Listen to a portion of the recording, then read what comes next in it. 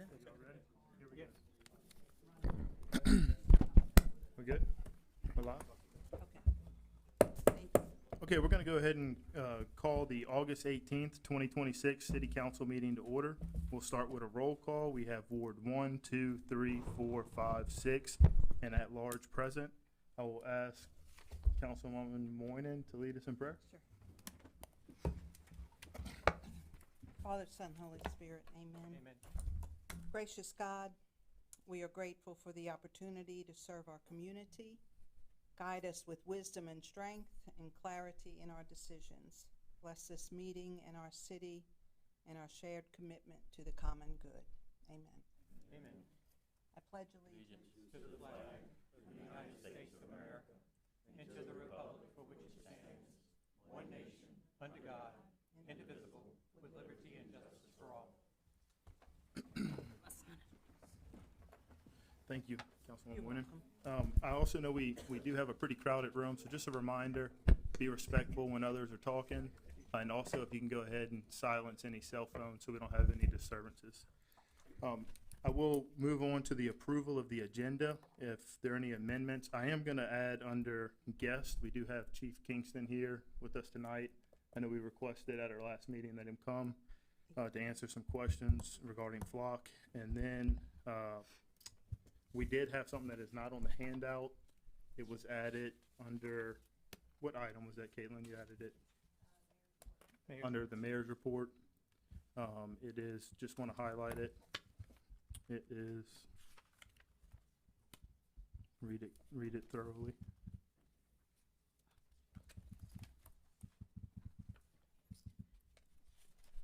It is a motion directing it's 12B, the motion directing the sale and award of a taxable grant anticipation note, non-revolving line of credit, Series 2026 of the City of Bay St. Louis, Mississippi, and the maximum principal amount, $3,285,000, to authorize the execution of a term sheet regarding such sale by the mayor and city clerk. So I just wanted to make everyone aware that that was added. If you can pull it up online, it'll be there, but it's not on the handout. Moving on to announcements, September 1st, 2026 is our next city council meeting. At that meeting, we will also, on September 1st, we will also have the public hearing for the FY '27 budget. And then on September 8th, we will have the meeting to accept the budget. So September 1st is the public hearing for the budget. And also just something that's not on the agenda, but an announcement. I put the sheet by the sign-up sheet outside the door. We do have a burn ban in effect until further notice. With that being said, we'll move on to guests, and I'll invite Chief Kingston to the podium.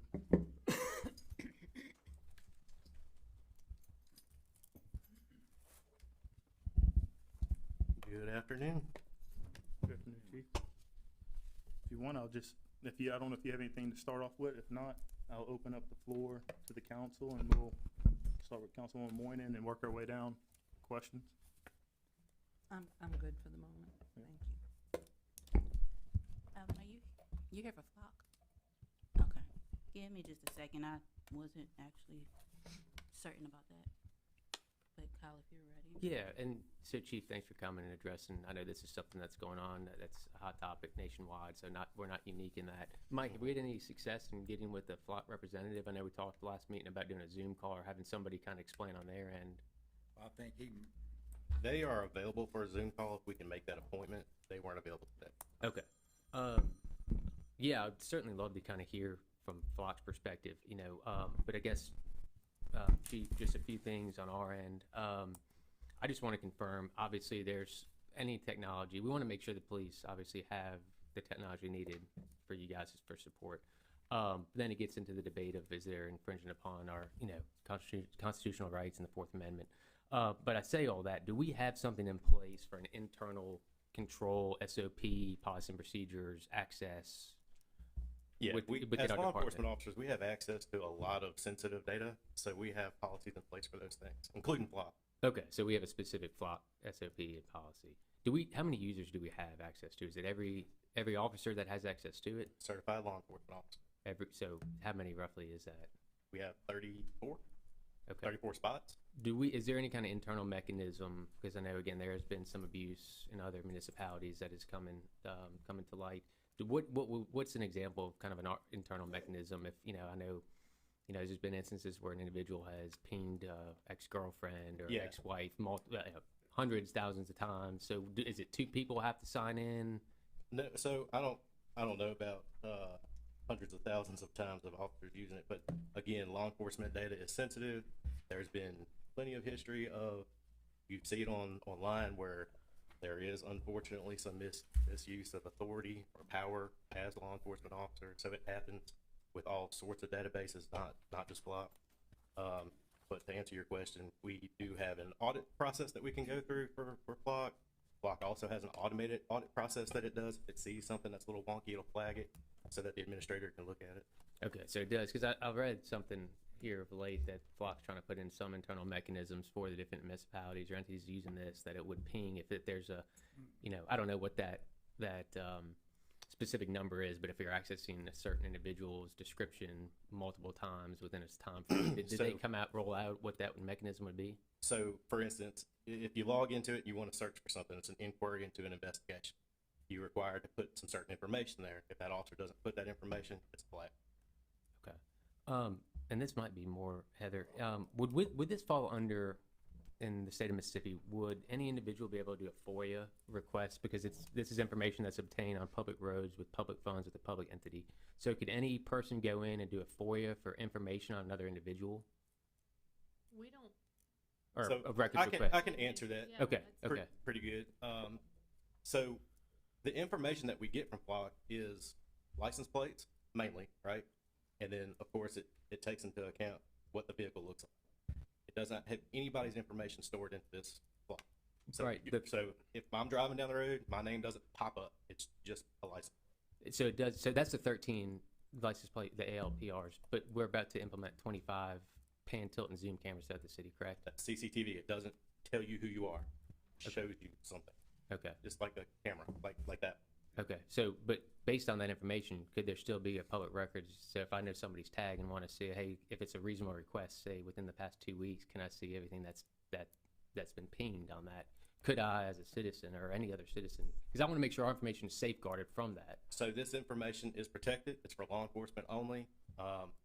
According to our public records, if you requested something and we have that record and it's a public record, I could give it to you. If it's not a public record and it's not something that we have, then I can't give it to you. So would this qualify as a public record, though? I don't have a list of tags to give anybody. Okay. So no, it's not, I mean, we don't create record to give it out. So it'd have to be something that we had in our possession. And then if they had it for investigative purposes, that typically will fall under an exception to the public records. So what she's saying is, if there's an investigation and I have to run this information, I run that information, I run a report, and I add that to something. If it's part of an investigation, as being part of an investigation, it's exempt from disclosure anyway. So At that's least during how we the- would create that record. Much better explanation than what I was giving. Until it could eventually become public record once that investigation is finalized and closed. But during the investigation, it would not. And I know, and I know there's some legislation, a couple pieces of bills from the House that have been presented. One was the congressman is no longer in office, but the other, I believe, was Congressman Tennessee, don't quote me on the name, I think Congressman Pritchard, but what it would essentially render is that any municipality or any entity would not be able to use federal funding, because we get this from the Homeland Security, right? It's a $121,000 grant. I think that was House Bill 9800, which was presented probably about a month or so ago. And we discussed that during our budget, because the bearing on that would be, right now we've set the budget, but then if this goes into effect, it would affect the next year's budget. Certainly something we're keeping an eye on, because then that would render this to where it would be our taxpayers that would be paying for this. Not we're all taxpayers, local, state, federal, but it wouldn't be federal funds. So obviously we'll be keeping a keen eye on that.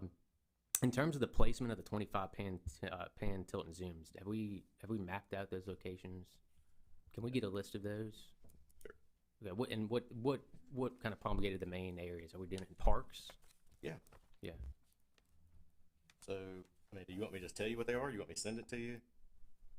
I mean, either way, I mean, this is all accessible by the public. I just want to make sure, again, everyone's fully aware, because I think when, you know, when you hear about the license plate readers and a lot of the citizens and constituents I've spoken with about this, because it has gained national attention. Mhm. you So know, the plan for the ones that we're going to be implementing would be boat launches, parks, downtown thoroughfares. There's some big places that we picked because of the places that they are. And would this be the same access? What- Yeah. You got it. I didn't know if you could reach it. Hmm. I didn't know if you could reach the silence thing. I saw you. Yeah. wanted to- Sorry. And so this would be the same access. So all the It's by block. but the same access internally. All Yeah. officers. It'll be all ran by the block by law enforcement. Okay. And we've been in contact. You have a representative with Flock that can answer some questions too. We do. Okay. Yeah, Drew's been in touch with him. He's got a few contacts that he speaks. Okay. Yeah, that's all I've got. That was just off the cusp. I'm sorry, I didn't realize you were coming today, Alvin. So I'm just trying to. That's okay. But yeah, if the council has any other questions. Yeah, just kind of, I know Kyle asked a lot of same questions I had listed out, I guess. Building off of one, I know we asked how many authorized personnel, and I know you mentioned that there's a audit log, and that this is something I looked at on Flock's website. Every search has a signature with it, so do we have a supervisor that in turn goes back and reviews those searches It'd periodically? be the administrator. Administrator? Okay. Just making sure that, cause I know Flock implemented, the flagging of, searches that they seem out of order, but, Yeah. in addition to that, I just wanted to make sure we had somebody in-house and, yeah, that's what I had. I'm good. No, I think Kyle asked most of them. That was my only concern, but I know they're all useful tools, and I know there's a lot of stuff being said right now nationally and publicly, and everybody's against them, but they really are a useful tool for the police department, save lives. So there is a downside if it's abused, but I believe it can really be more beneficial than harmful to have them. So. Yeah, and on that, so it's an investigative tool. So just to let everybody know, you're not getting citations. It doesn't record your speed and all that. Yeah, You won't get any notification from us. that's it. Alvin, Yeah. did you have anything, Larry? Sorry. Let's Yeah. do it, Larry, real I quick. was just gonna say that, Councilman Smith, I'm sorry. I think that it's a great idea. Police can't be everywhere at all all times. This is a great way. Everybody practically in here has a phone with a camera on it. People have cameras on their homes. Bay St. Louis is my home, and I want it protected. And I want the police to be able to use every tool in their tool belt to be able to help solve crimes. Holmes? Yeah, just to reiterate or clarify, there's only certain positions and officers that have access to the Flock cameras, correct? No, they all have access to it, but they all have different roles to access it.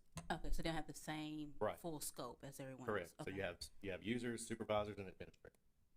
And Same thing also- with body cameras and other things that we use. Right. Also, covered up the point with that, is it House bill, Senate bill goes through, and we aren't able to get the funding. The equipment that was recently purchased, is it already in place, or is that something that can be returned so that the funds come back to the city? The cameras that we recently purchased, we've already been awarded that money, Okay. so we expect to receive that. And if not, I'm assuming we're still going to maintain the ones we have already up, the original 12 or whatever it was. The plan. Okay. That's all I got. Well, and just one other point that it was brought up last meeting and again this meeting, you know, when there's, and it was example that private entities, so if you have a Ring camera at your home, or if you're at Walgreens, or if you're at Walmart, those are private entities. I mean, I have the right as a private citizen to have a Ring camera on my property, but then we're talking public roads, public areas.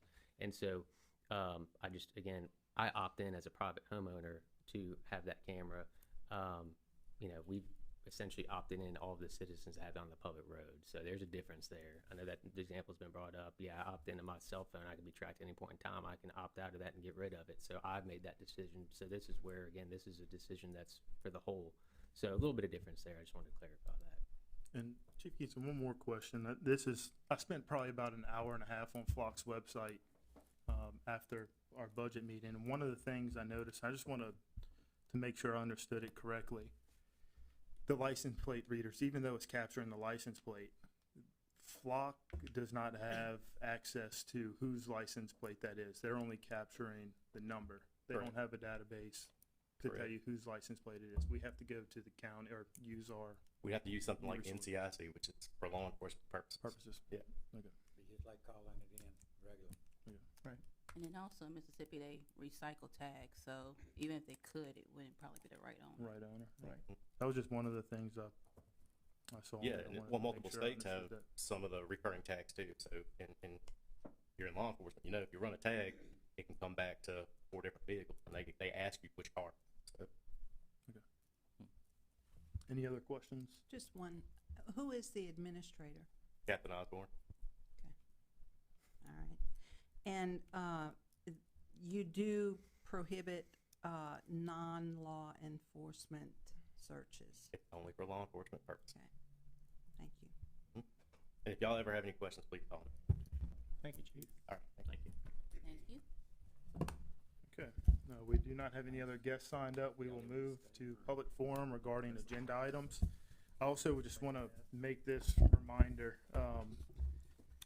I know everyone in attendance probably went to the public hearing at the planning and zoning meeting, you know, regarding planning and zoning items. I guess that's the, for lack of better words, that's the time for the debate where people can come up multiple times. At our city council meetings, whenever you're signed up, you will have 3 minutes to talk. So if you're here regarding a P and Z item on our agenda, now is your time to talk. Whenever we get to that, unless the council wants to call on the applicant, you won't have time to talk about it at that point. So just wanted to bring that up, make sure everyone is aware of that. With that being said, we will start, and you do have 3 minutes as well. We will start with Brian Harrington regarding 230, or actually that's the public hearing. So we'll hold off on the, I'll list those. If you're okay with it, we actually do have a public hearing regarding that specifically. 8C.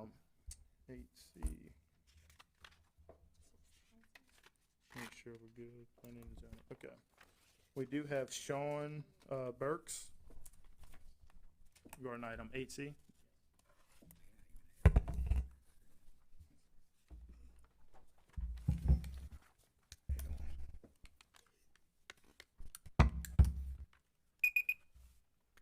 Okay, my name is Sean Burks. I work with JV Burks and Associates.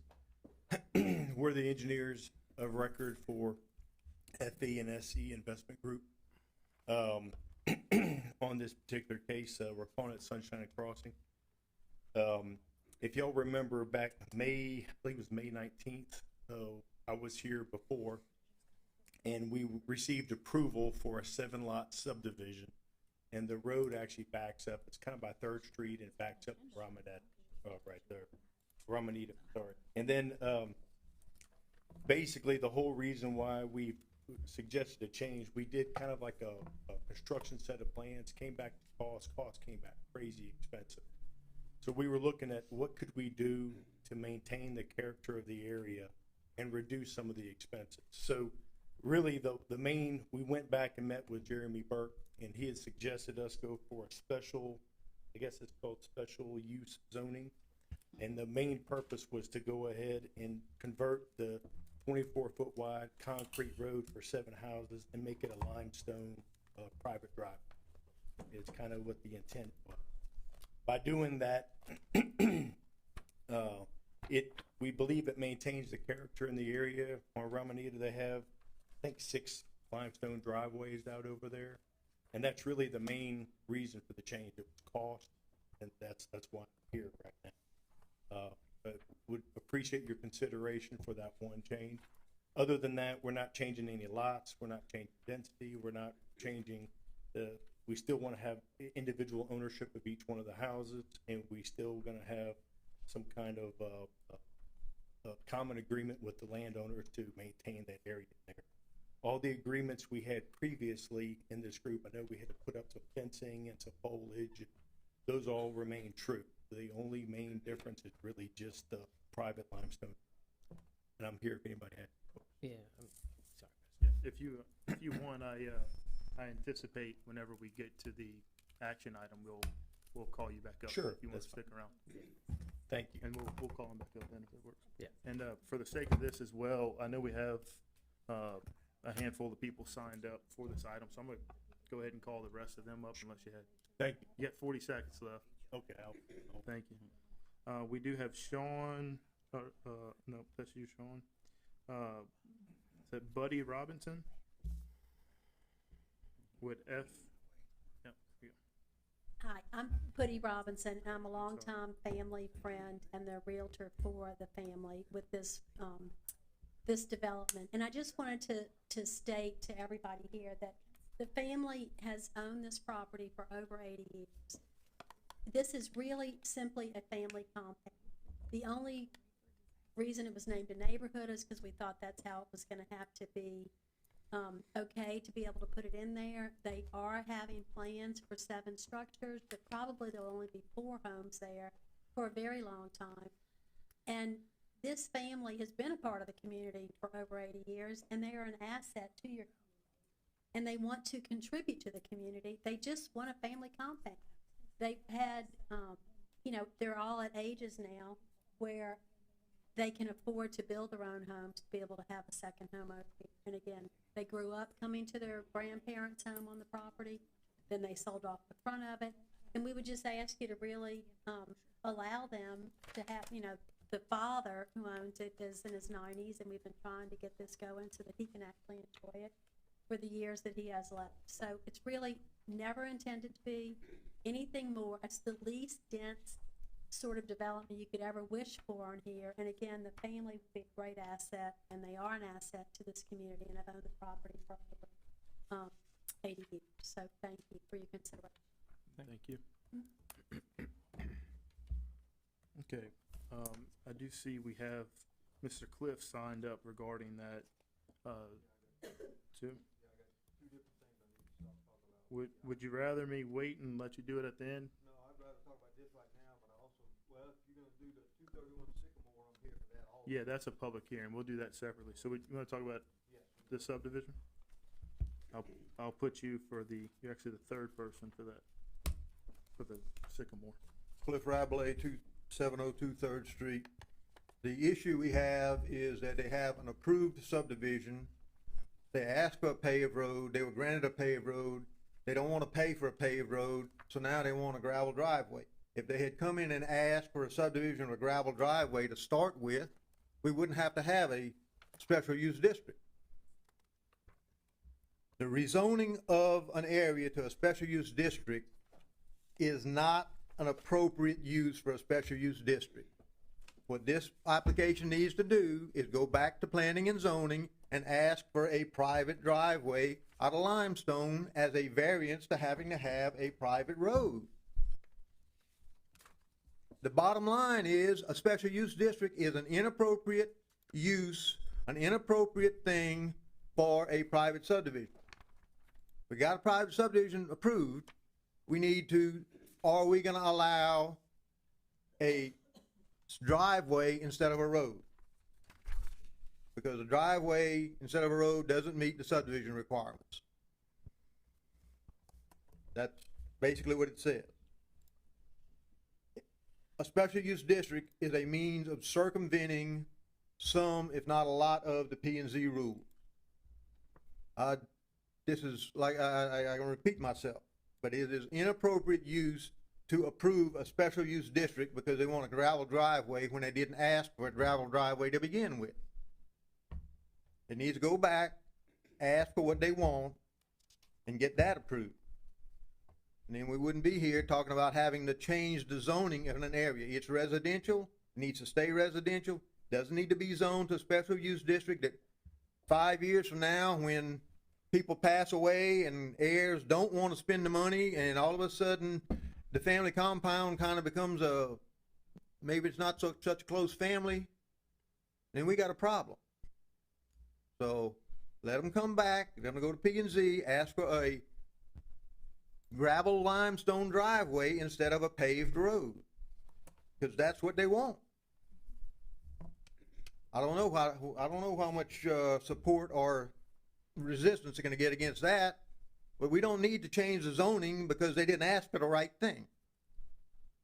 So I would ask that you turn down this and send them back to P and Z. Thank you very much. Thank you, Mr. Cliff.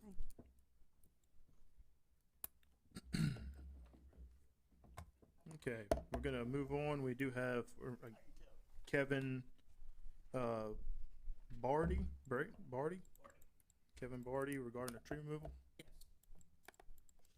It's Kevin Barty, 11650 Bayou View Drive.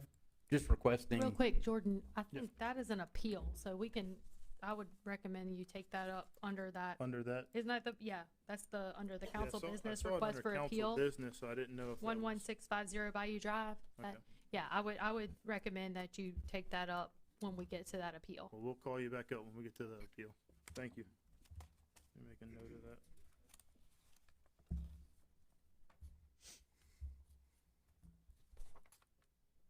Mark Johnson, zoning appeal.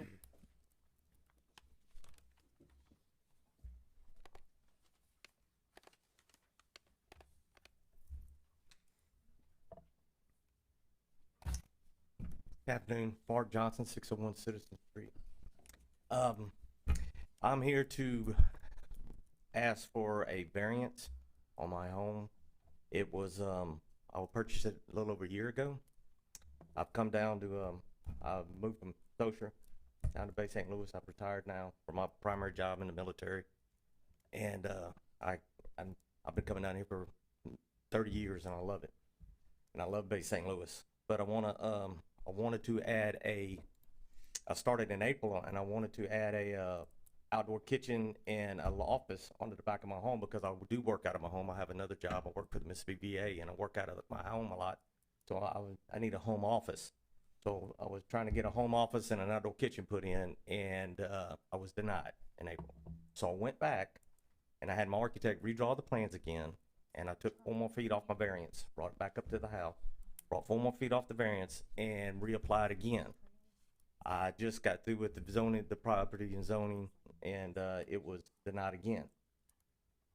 So I'm asking for a exception to the variance so I can have the office and the outdoor kitchen on it. I've got both of my neighbors on both sides of me. I have one here tonight. And they are both, you see the letters in the packet, they both do not have a problem with me building this. I've had my architect come in and explain to zoning that, because there was a lady that talked about wasn't sure about the fire codes. We meet all the fire codes, it's all done the way it's supposed to be done, it's all drawn up, it's all the way it's supposed to be built.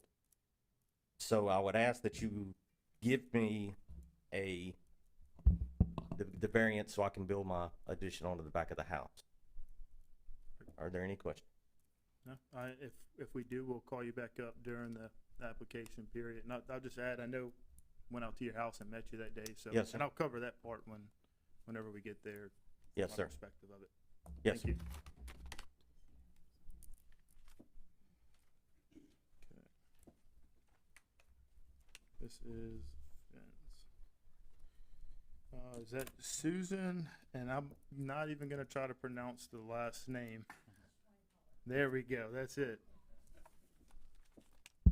Regarding the fence.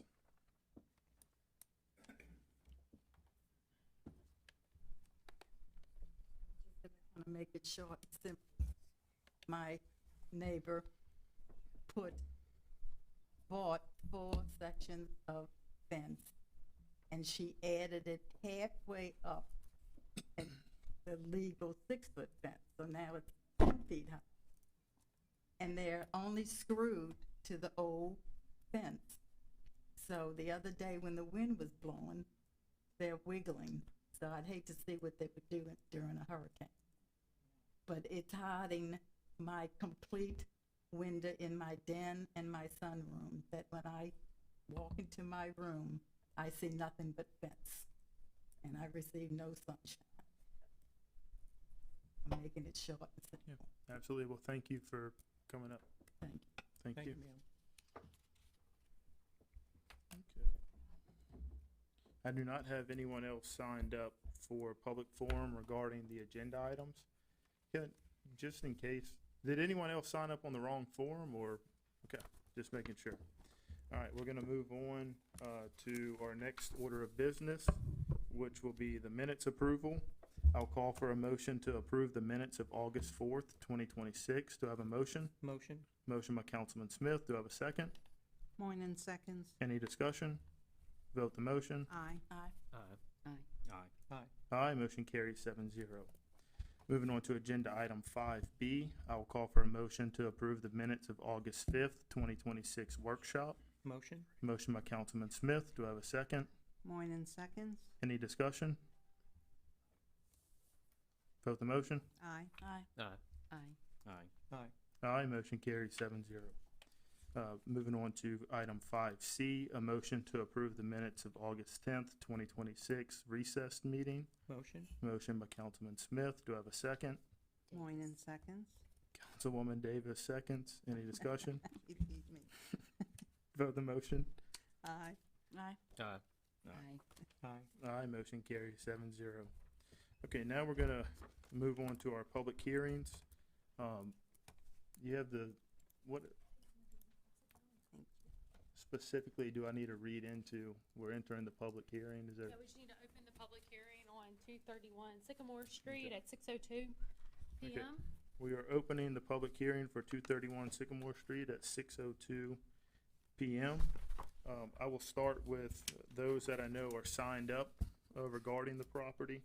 And first, Jordan, let's just go over a little bit of Yeah, what the property is from a city's standpoint. And Mayor, jump in here if you'd like. But this is a piece of property, as mentioned, located at 231 Sycamore that has been in the administration's view, a menace to public health, safety, and the welfare of the community for quite so many years now. There's been different battles with this property, meaning the grass has at times been extremely tall. Right now, the grass is more decent than it has been in the past, but there's a severe overgrowth growing around the house, including trees. The boards going around the house, many places, if you look, you can look from the street and see clear into the house where the boards have fallen off. The neighbors have complained multiple times about rodents and bugs and different varmints living in the property. So with that, I would present to you Exhibit A. All Exhibit A is the notices that were sent out. It was also posted at, I believe this is City Hall. And then the notice was also placed on the property itself. So that would be Exhibit A. And then Exhibit B would be pictures of the condition of the house. And I can pass these around to all of you so that you can look out for yourself. And happy to answer any questions that you may have. Yeah. Any questions from the council for the administration? Heather, I know you had mentioned this has been an ongoing process up for years. So the notification on this, do you know estimate of when this was first notified of the condition? I mean, are you talking about this condition now or just how long the process that we've been trying to work with the owner years? to no avail? I don't know. I can't tell So you. it's been a exact long, years. It's long been a process correct. with little or no response, correct? Well, it depends. I mean, there's been times that they have responded about the grass. I think the main concern now is the house. The house is extremely dilapidated, very poor condition, and is just basically a breeding grounds for vermin and bugs. Any other questions? It's also a safety hazard. Any other questions from the council? Okay, I'll go ahead and open it up to the public. I'm gonna stick to the order. We had people signed up. Mr. Brian Harrington. And just for the record too, the property is, the owner of the property is Annie B. Wilkerson. I'm not sure if she is here, but You come up, Brian.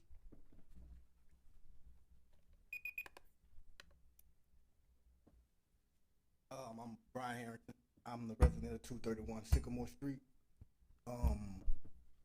Did you say resident? Yeah, that's me and my mom. We moved in at the same time when she first moved in the house. She's got different last names. Oh, you I live grew up at, there. you currently reside at 231? I have, that is still our property. Okay, but you don't reside there right now? No. Okay, okay. We haven't lived there since they took the trailer, you know what I'm saying? But Okay, that's fine. I was just making, I was just clarifying. That's going Okay, on. gotcha. I understand. You say that there's been an ongoing problem for a while, but my mama just moved from there. She had a FEMA trailer there for a while. Then she got the money to repair the house, and she reported that some of our neighbors, I guess the ones that complained, reported and told her that people were stealing the stuff then out the house that we got from FEMA. They even took the wire out the back shed where that we got from legal at Hancock Bank. We called Bay PD. She reported it. They said well nothing they could do about it. The money from FEMA can no longer come to us because we have no proof of the work that was done. Now that part nobody talked about, but that was a report to Bay PD. My mama right here. Do you know what year that was in, sir? What year was that, mama, when you called them? It was a couple of times. I don't know exactly You know. the time frame. But I actually lived in my house after Katrina. But Mississippi Power would not turn my lights on because I had 14 inches of water in my house. So, the stuff that I had, Miss somebody Amy, stole. can we have you come to the microphone? They got people at home listening as well. Oh, hi. Thank you. They stole everything that was brought to my house. One of the attorneys I was working for, he bought all of my electrical. They sold that. They sold my water heater. They sold my furnishings. Went through the back door, knocked it down. The tree from next door grew through my roof, so that's why the back part looks like that. But that's the part I was going to take off anyway, because that's not the original part. It was added. But it's the screen. Somebody stole that. They stole everything I brought to 231 Sycamore Street to repair my house. Okay. But I actually stayed in the house after Katrina. I had the electrical pole in the yard. Mhm. What year did the house become vacant? Well, Katrina, you know, was in 2005. Yeah. Oh, so, I'm sorry. I thought you said you lived in it She did. post Katrina. She did. After Okay, Katrina. yeah, after Yeah. Katrina. Yeah.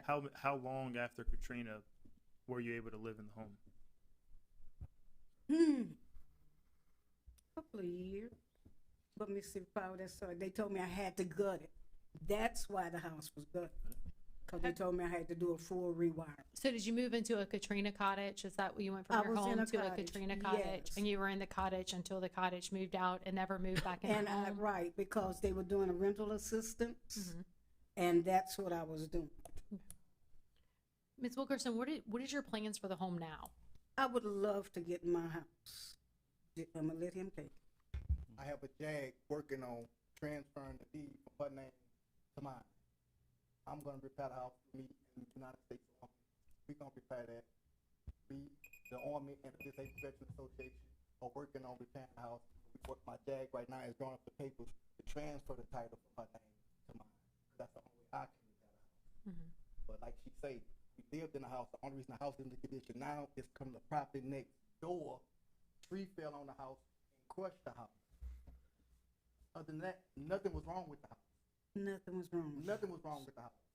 Like I say, the No. stuff we had to repair the house, when we called Bay PD and reported to them, they say there's nothing they can do, and we knew the stuff was in the house next door. The neighbors that they say complained are also the neighbors that told us who was taking the stuff. And the neighbors that complain, I don't know who they are. And 'Cause we're, I talk to my neighbors every and we're day. thinking that, I mean, that's not within the last few years. That is something Yeah. years, It's a decade. Right. Right. And, Okay. and I will I'm just say want to this. clarify, that's not something that's happened in the last couple of years. That's a decade the ago. The tree. So like I said, the house wasn't like that decades ago. It grew through it, yeah. That's the tree from the I yard will next say door. this, The that, plum tree. no, it was a pecan tree. The, all of the grass that you see to the 3rd Street side, that ain't mine. That's Mr. Johnny Wallace's old property. So whoever it belongs to now, we have cut that quite a few times at our expense. So I don't know who it belongs to. When I talked to Mr. Favre and Mr. Vince at City Hall, I told him, I said, that is not mine. He called and told me that my property was grown up. I said, no, mine was cut.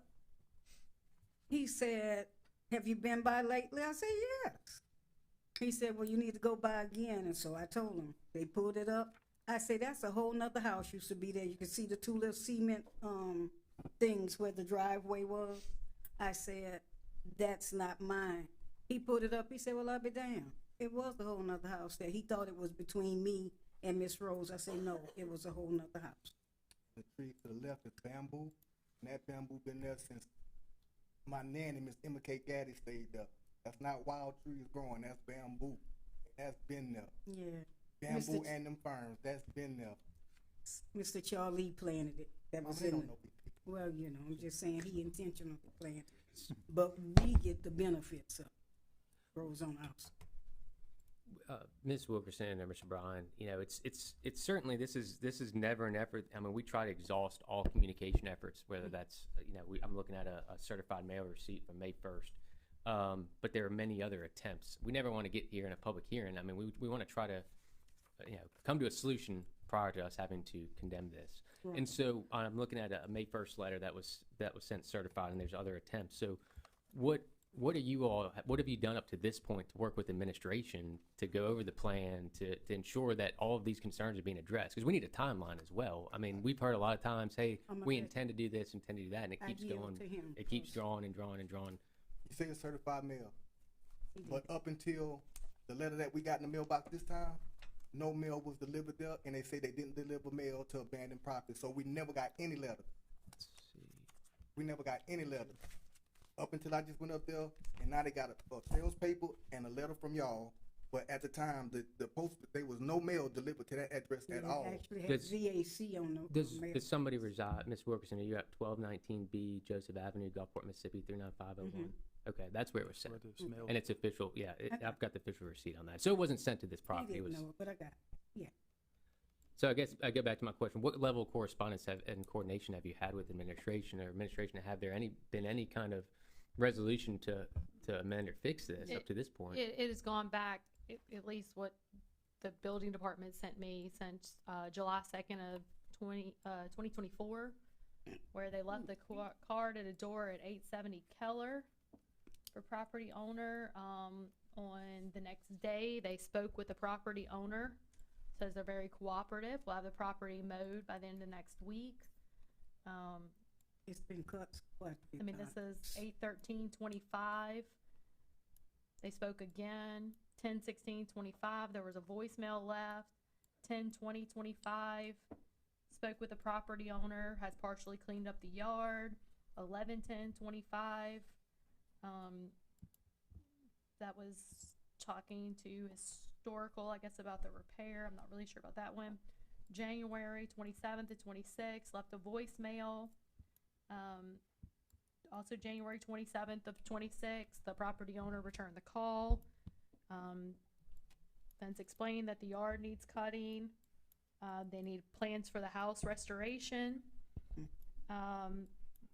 March 24th, they received another complaints from the neighbors. They attempted to call and left another voicemail.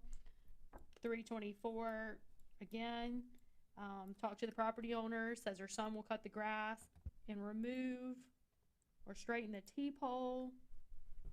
Her church is working on ways to help fix the house.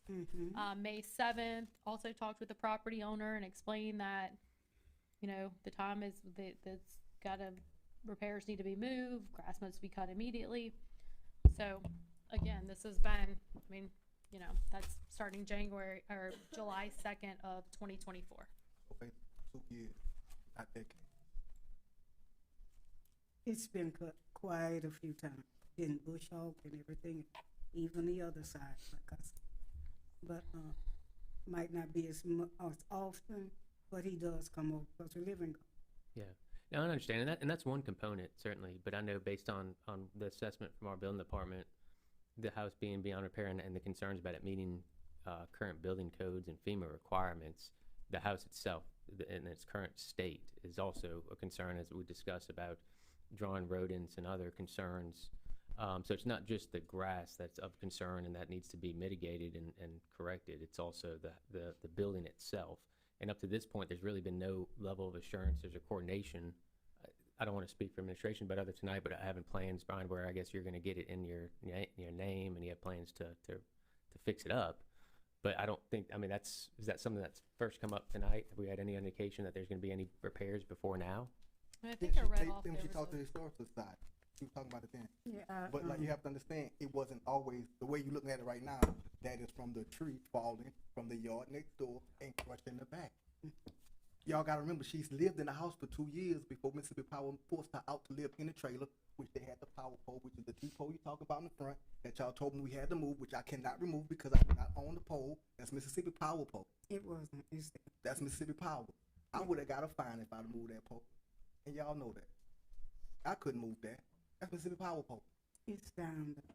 We did move it, because, when I called them, they said because it was a FEMA trailer, it technically does not belong to Mississippi Power. So the pole is, and the back part of the house, that was added on, it was going anyway. But as for the rest of the house, it's straight. And the inside of the house is actually gutted, nothing in there. We just went up in there the other day because she was gonna put the floor down. And for the rodents, they must have ran out before we got there. Or they must disappear every time I come to cut the yard. Maybe they know I'm coming. And for the neighbors who complain, like I say, they in here, and I guarantee none of them complain. Maybe a neighbor complain. So have you had any active, fixing up the house before the tree fell on it? Have Wasn't you nothing wrong worked with it. Yeah, and that's what I Wasn't nothing said, wrong with every it. time I brought something there to repair, they were stealing it. Yeah. Like They were stealing it faster than I could do anything with. the house wasn't destroyed by Katrina. It was not. That was by the falling tree from next door. Right, but you had 14 inches of I had water in 14 it, inches and of you water. obviously had to Yes. replace sheet rock. And or they what- told me I had to gut it, That's why yes. the wiring Wiring ended up and- cutting it afterward. She ended up living it. 'Cause I was overseas. I was in Iraq. I wasn't here. So I wasn't here for nothing. I came afterward. So like I say, the house was not told. The back, every door in the house, every window, even the old window, she complained because that's old glass. She can't get no more. They even stole the old glass because those windows was antique. They stole everything out the house to repair the house. And when, like I said, when we called, we in here because we can't repair the house. But when we called Bay PD to tell them what happened to the stuff, but that's not under discussion. But we had the stuff to repair. And now we can't just, like, we got money to just repair a house when I'm still paying for houses in Gulfport. But it ain't like we could just we ain't got money like that. The money we had for it, that was getting allotted for it, we can't get because when Bay PD says nothing we can do because they stole it and we can't prove that we stole it, wouldn't even check next door when she told them. We could look in the house and see. Now you can't get money from FEMA because you don't have proof of what you done with the money that they allotted with you. Right. Lowe's had her sheetrock down there for dagging it 10 years. Right there in Wayne. Had her sheetrock, probably still got it. But because when Can't everything get it. else was stolen, we couldn't do anything about it. Now FEMA won't give us anything. No place will give us anything because we don't have the receipt. And y'all know that's how that works. I'm not the only one that went through this. This is real general information. Brian, I think that it is in the best interest of your family to go ahead and try and get those deeds into your name and take over the I am. property. But especially with you being a veteran and having that VA access, you're gonna have access to grants and different organizations where your mother may not. My question to you would be, I know you say you're working with the JAG to do the documents. Do you know how long that may take? It shouldn't take long. And Mom, you're not against that, correct? I'm expecting no more than 3 months to get all that taken care of because I still have to get all the rest of the stuff with me being 100% disabled veteran also. Okay. I have other things that I have to get in place to go with that. Right. And that'll help you with taxes Yes, and ma'am. everything else Right being on 100%. Homestead Act, correct. Right. So, Mom, you have no objection to your son doing No. that, so that won't hold up the process as well. Any other heirs that may come up, He's on the I'm just job. making sure. Public, it's on He would- record. He would get it anyway. But Miss Farrell, the sad part about it, what gets me, everybody, my house was paid. and I'm living like a gypsy right now. I shouldn't. I shouldn't. Have y'all tried to contact like Habitat? They- Anything like that, or the resource center? Don't make me do. I'm just asking. Don't make me. I've tried several places, and I have to tell y'all, the last time I tried someone, Hancock Resources had gotten some money. Everybody go follow. The lady called me, and my address was a Gulfport address. I'm telling you, that lady laughed in my face over the phone. If I'd have been close to her, I'd have been in jail. You don't laugh at me when I'm going through something like that. You live in Gulfport. I said, but my house is in Bay St. Louis. You know, I've gone to Habitat. You make too much money. Well, I'm glad y'all see it, because Do you it's have always documentation that you're in this process, working with JAG? I don't have it on me, because all this was a surprise to me. I'm coming tonight for her. Mhm. He said, I didn't even know she was getting certified meal. All this is new to me. All I know is what's been going on. Like I say, I'm here because I can't, like, I didn't get the city council meeting to come in, say, oh, well, your stuff was stolen, and the Bay PD didn't say you couldn't do anything about it, but I'm here defending myself because I couldn't repair my mama's house. When the stuff we needed was there, but Bay PD said there's nothing we can do about it. Didn't even invest. So if you And I would transfer, just real quick, like the record to reflect that I have checked Bay PD since 2018 and there have been no reports. I'm not sure what the time frame, but it's prior to 2018. at least Yeah. 2018 from when the system could because complete it was work. some different people living in it even. And, yeah, it was Brown at the time. so once you And, transfer the deed to your name, Yes, is ma'am. this gonna be your permanent residence? I have to. I have to stay there. You have to stay there. I'm gonna have to stay there. Okay. You know, the government not gonna help me because I'm living, I got the property in my name, and, you know, my mama gonna stay there? Of course. It's her house. But I have to stay there also. Right. No, I was just saying, because you're talking about assistance, and if it's not your permanent home, Oh, no, and no, it's no. not where you're gonna live, the assistance is gonna be very limited to what you can receive. No, this is my permanent home. I mean, everything I got with the VA and the DAV, all this is already understood. I have grants and everything, you know, so like I said, I'm 100% disabled vet, combat vet, so everything I got is already understood. I really don't have to go through no hoops and ladders. It's already given to me. You know, I've earned that already. So it's not like this, oh, well, you know, you might got to get this amount. No, I'm already allotted this amount. You know, this not a guessing game. This is actual fact. Do you think that amount's gonna be enough to repair this home? Cause I'm looking at, I haven't been inside the home. I passed by it this evening on my way to the meeting, and I'm looking at the pictures of it. I mean, I hate to say this, it looks like it's beyond repair. No, it's not. All the structures is good on the inside. Like I say, everything is good except for the back part, which we wasn't worried about anyway. We was gonna tear that part off anyway. But the main house, the original house, it's no structural damage. You might see the paint falling off from the inside, from the outside. That's what you see. You might see some vines growing up from the front on the front. You might see the side, which also the back part we're gonna tear off. But other than that, the main house that we're gonna keep and fix, all they need is sheetrock on the inside, paint on the outside, and electrical work. Do you have, kind of back to Falba's point, do you have any evidence that you've reached out to transfer this to your name? Do you have anything? I said I don't have it on me. I'm saying, I can get it to you. Yes, I can get it to you. Do you have it and it'll be dated prior to? Yeah. How long ago did you start that process? When I just got my disability June 30th, so this is recent. This ain't like a long time ago. Well, I just got that my would just be a been deed, talked Jordan. about. That's not a. It's just gonna be. It would just, I mean, from what I'm hearing, would just be a deed transferring it That's a from. deed transfer, yes. Yeah, Mm-hmm. that's But I thought I a had to simple buy it, but I process. don't have to buy it. It's just gonna be a deed transfer. Yeah. That's all it is. Because my concern is the way it sits right now. It's, to me, I'm looking at, it's a menace to the neighborhood, and I think that's the point we're looking at this meeting. And if I say, hey, if my feelings are, let's give you three months to get it cleaned up and start renovations, it's almost to the point where it's unfair to the neighbors. And I know, you know, neighbors send in complaints, and not everyone's going to come to the podium and speak against it, because that's a hard thing to do whenever it's your neighbors. But when when those are being sent in, the reality is somebody's complaining. Right. And it's, But can I, Him right there. and it's kinda, can I, the renovation part is nothing in the house. Mhm. It's already in. It's already good. It's already gutted. It was getting ready to be repaired. As a matter of It's fact. nothing in it. So is Mr. it gutted Bradford, from floor when- to ceiling or just roughly? It's gutted. It's empty.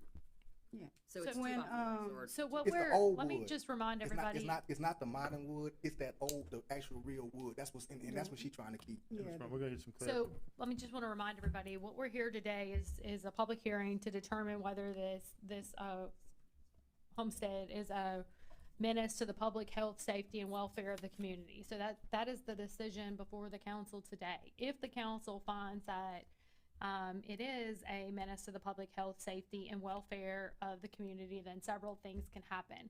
What that'll allow is that the city or the homeowners can go in and clean this property up.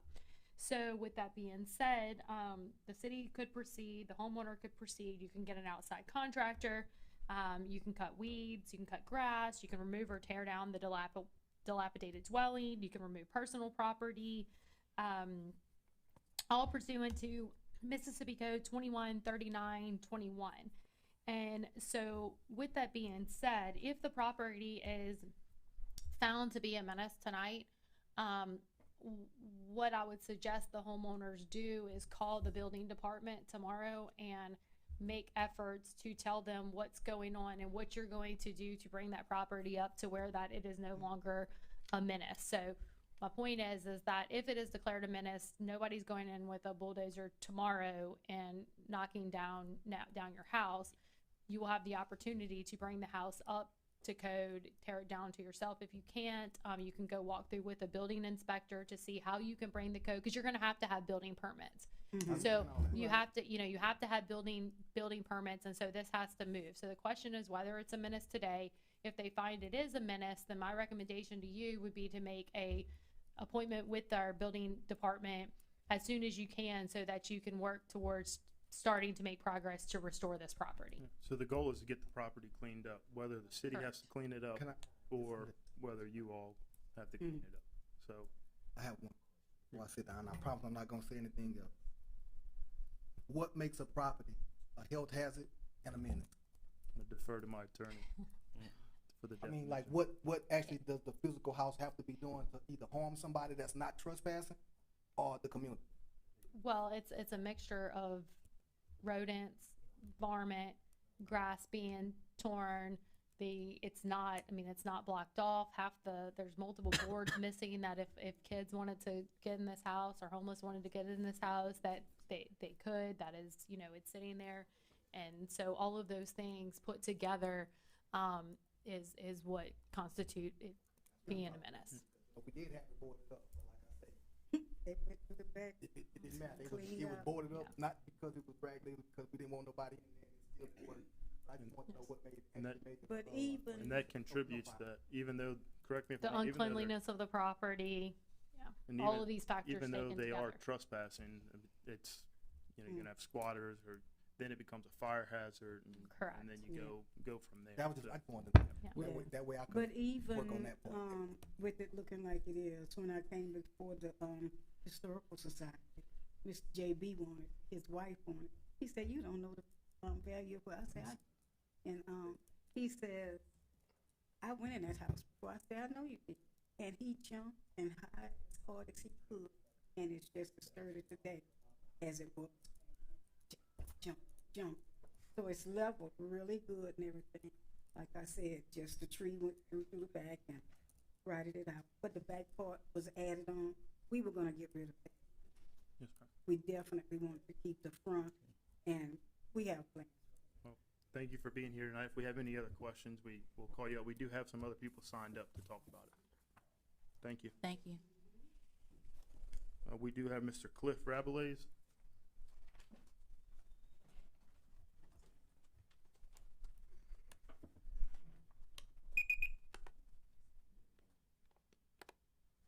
Cliff Rabelais, 702 Third Street, speaking as the chairman of Historic Preservation. This house was brought before us a little over 2 years ago, and at that time, we were told repairs were getting ready to be made. Nothing has been done. Meeting minutes from our July 13th meeting of this year. Historic Preservation Commission noted the house, and I'm reading from the minutes. The house at 231 Sycamore Street has been brought to the HPC twice in the past 3 to 4 years. This house is being allowed to deteriorate. The City Council of Bay St. Louis has set a public hearing sometime in mid-August, currently August 18th, for a public hearing to declare the property as a safety hazard and a nuisance. In light of the pending city actions, discussion was held and consensus reached that the house is being demolished by neglect, which is a violation of the Historic Preservation Ordinance. Motion was made to declare the house as being in violation of the Historic Preservation Ordinance due to demolition by neglect. Motion was seconded by Mr. John Bazoo and was approved 5-0. Building department was verbally notified of this violation. That house was brought before us, like I say, about 2 years ago. I was told it was gonna be repaired. Nothing was done. It was brought before us again. We were told it was gonna be repaired. Nothing has been done. What I heard tonight is in 2007, the FEMA trailer was moved. She said 2 years. 2007, the FEMA trailer was moved. No one has lived there since 2007, obviously. That's almost 20 years. I can tell you how long it takes to write a warranty deed, because I write them on a regular basis. I can write one in about 12 minutes. Getting a warranty deed moved is not a time-consuming event. I was told at one point that there was requesting historic grant money. To my knowledge, there's no, we're not aware of that. So, Historic Preservation voted to demo the gym at Stanislaus because it was a safety hazard, meaning someone can go in there and get hurt. And that's why this house is a safety hazard. Someone can go in there legally, illegally, otherwise, and get hurt. City officials cannot go on that property. I deal with derelict property in tax sales on a regular basis. City officials cannot go on that property without the owner's permission. But I assure you that that house from the outside, compared to other houses in the immediate area, is termite ridden and is unsafe. Thank you very much, Mr. Cliff.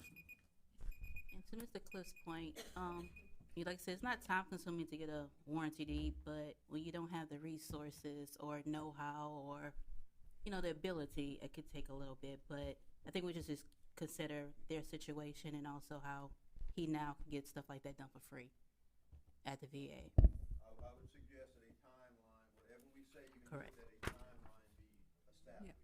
Because it's been 20 years and nothing's been done. Right. Thank you, Like I said, Mr. it should be a Thank you. timeline. And just for clarification, once, if a city declares it a menace, the city has, kind of depending on what you're doing, 12 months or 24 months to re-enter the property with certain notices, so just.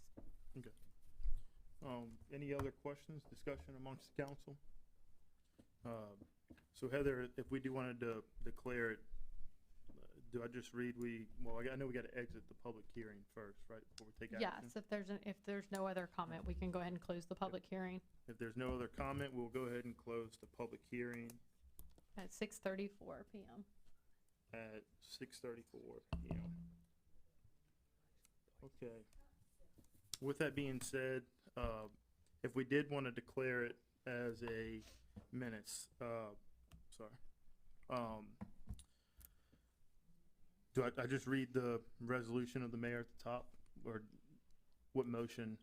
Yeah, it would be a motion. My personal feel on this is, I'm gonna call for a motion, in hopes that the administration give them some time. I don't wanna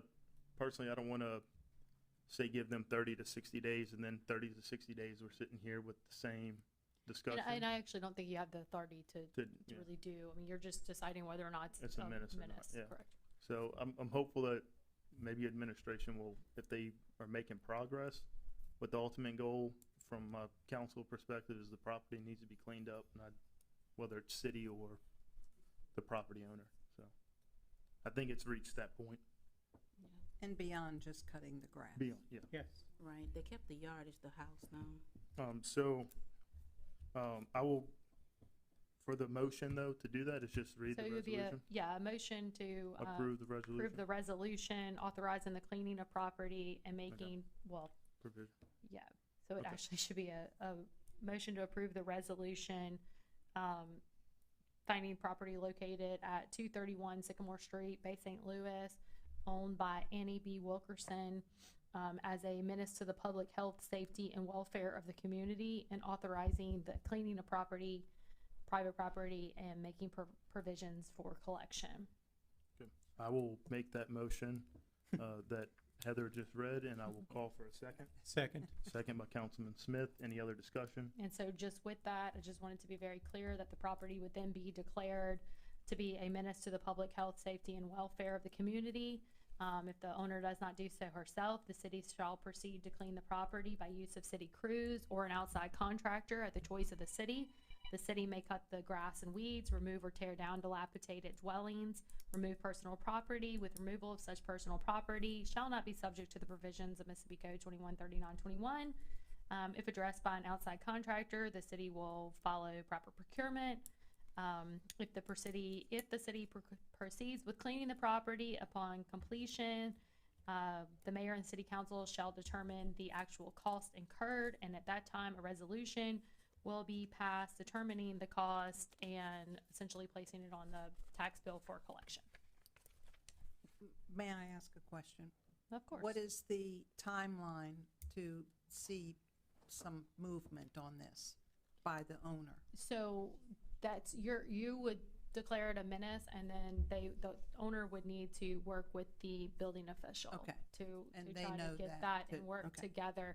If there is no movement, the city could do something as quickly as, I would say, 10 to 14 days. The city could start taking action. So my recommendation to the homeowner, if you guys declare this to be a menace, would be to reach out to the building department as soon as possible to start making a plan to clean up the property. Okay.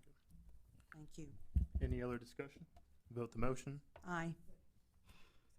Because I don't see any safeguards in this, I'm gonna say nay. Aye. Aye. Aye. Aye. Aye, motion carries 6-1. I don't like the wording. Also, just, I know one thing they mentioned was the property next door. That grass is like 6 feet tall. Can we get something done on that? Is that, when I drove by, the grass was Property to the left? property to the left. Yeah, it was pretty high. Well, they allowed to let it go back to natural state if they don't Oh, have there's no anything slab. on Right, it. if there's no There's slab. no slab. I think they allowed to let it go back to natural state possibly. Shouldn't say this, but I have a piece of property somewhere, North Mississippi, I'm fighting. But it's gotta be a certain, I think, what is it, 3 feet off of the adjacent property? Yes, though. I think so. So, yeah, it can be natural state, but it's gotta stay off the property. Property. Right. Okay. All right, we will enter the public hearing regarding 2112 Bienville Avenue. Jordan, I would actually recommend that public hearing be tabled. Upon looking at that property specifically, it is now in the estate, and the administrator has been notified, and I think the administrator of the estate will be looking at how to clean up that property. And that property, the maintenance that is required on that goes past the blighted property. There's some building code violations that need to be addressed, and that's more of a appropriate avenue to get what needs to be done. Okay, and is everyone good with that? Sure. All right, we will table, we'll exit the public hearing that I just entered, or never entered, and we will, table 2112 Bienville Avenue's public hearing. Okay. They will, the city administration. I'm living there, and my sister's head of the estate, and we just got a $250,000 for our property on 603. She's supposed to fix it up. Fix it up. She said she's waiting for me to die so she can close this thing and get all the money. So I think y'all did the right thing by contacting her. Thank you. Thank you.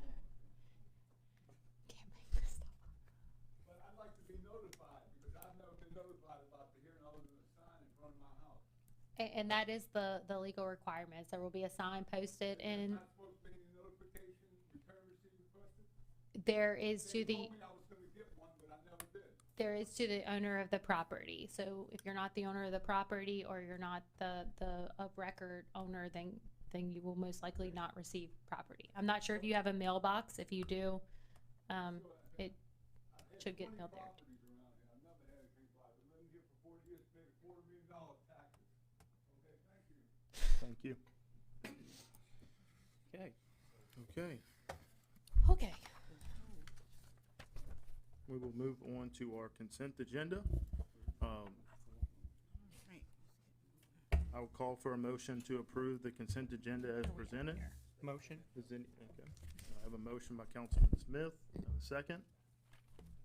Second. Second by, was it, second by Councilwoman Davis, Holmes, I'm sorry. Any other discussion? I just had a quick question, just a point of clarification. On items H and I, this would be the grant application for the Mississippi Outdoor Stewardship Trust Fund. This is different, because I know one came out for the Mississippi Heritage Trust with the Mississippi Community Revitalization Program. It's in the same amount, but I just want to make sure those are two different grants. I think it would be. I think this is the funding for the National Park Service. Paul Brunn is the one I'm referring to. That's the Historic Revitalization Grant. This isn't the same grant, right? I don't know. I don't know. Okay. But this is the outdoor stewardship. I mean, I do know this grant funding is, we've utilized this before. So this, I do not believe it is the same grant that you're referencing. This is. I don't think so. I just wanted. This is the one yeah, that we've used to do the, Josh, I think we had money for here for the 603 boat launch. Right. That is that grant program. If I find out the mayor left to go to the bathroom and I had to use that bathroom, I'm gonna have a problem with him.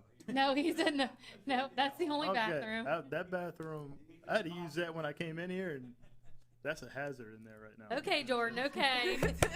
I thought that was. You better clarify that before you went in there. It was like that.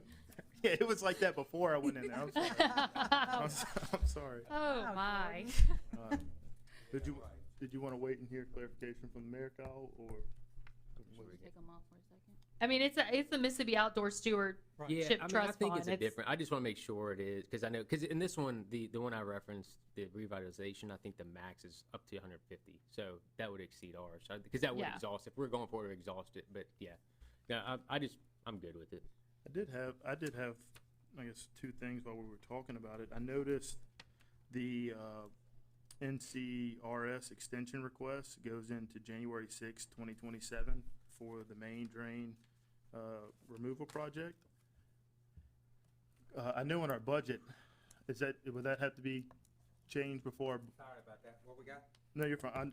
You want to ask your question first? You gotta finish it.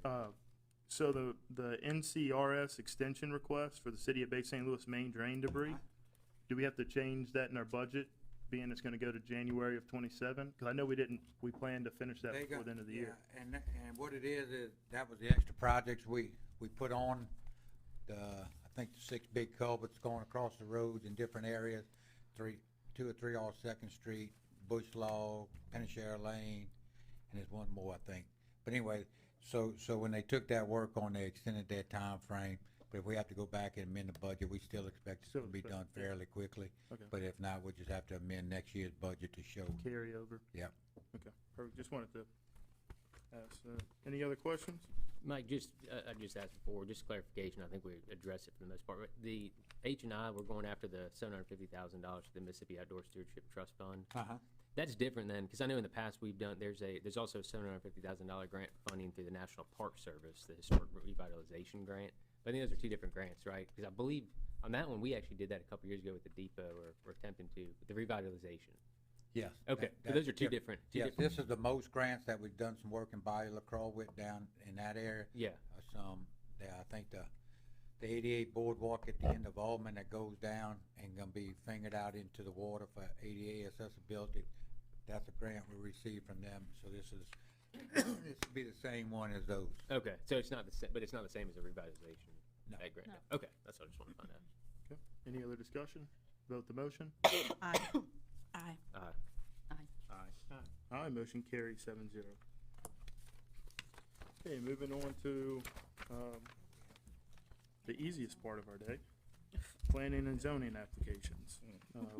We'll start with 8A, a motion to follow planning and zoning's recommendation and deny the application variance of a 4 foot from the maximum allowable fence height of 6 feet, resulting in a proposed fence height of 10 feet submitted by Mark and Nancy Mellon, located at 410 Carroll Avenue, parcel 149E-0-29-088. Only if the council has questions. The opportunity to speak was on that agenda. No worries. No, you're fine. Thank you. Do I have a motion? Motion? Motion by Councilman Smith. Do I have a second? Second. Second by Councilman Lewis. Any discussion? Okay. Well, if no discussion, I had one question real quick, and I know 10 feet is.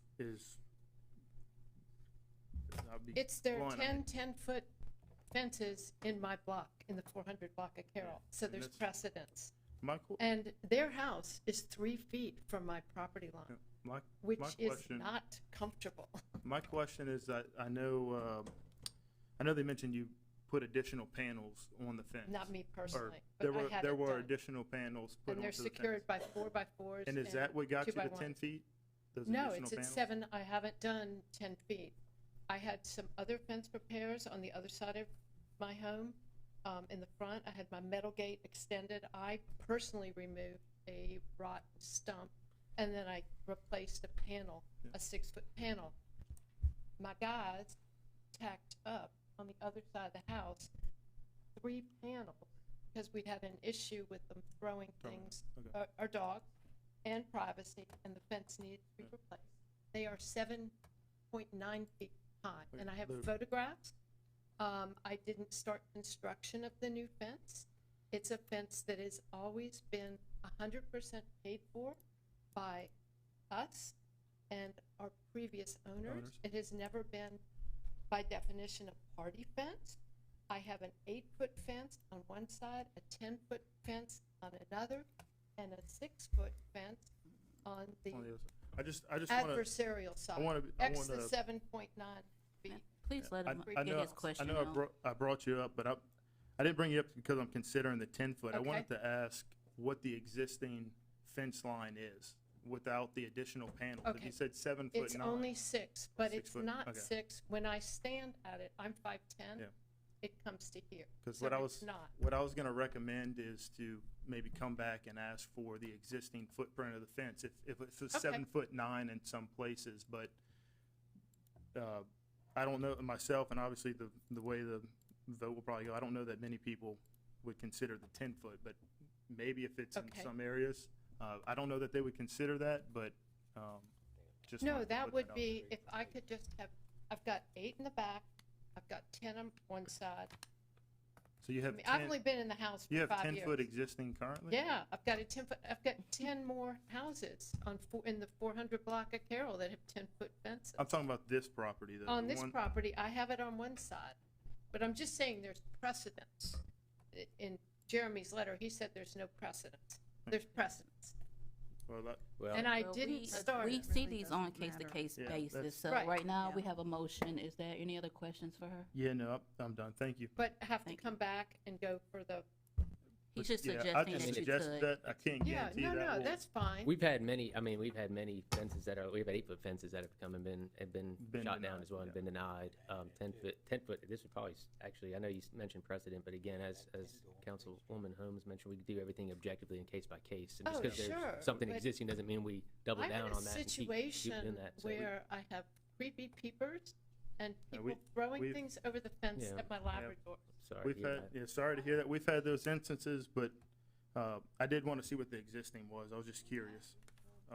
Okay, we do have a motion and a second. Any other discussion? Vote the motion. Aye. Aye. Aye, motion carries 7-0. Okay, moving on to agenda item 8B. For this one, I did want to make a motion to overturn planning and zoning's recommendation.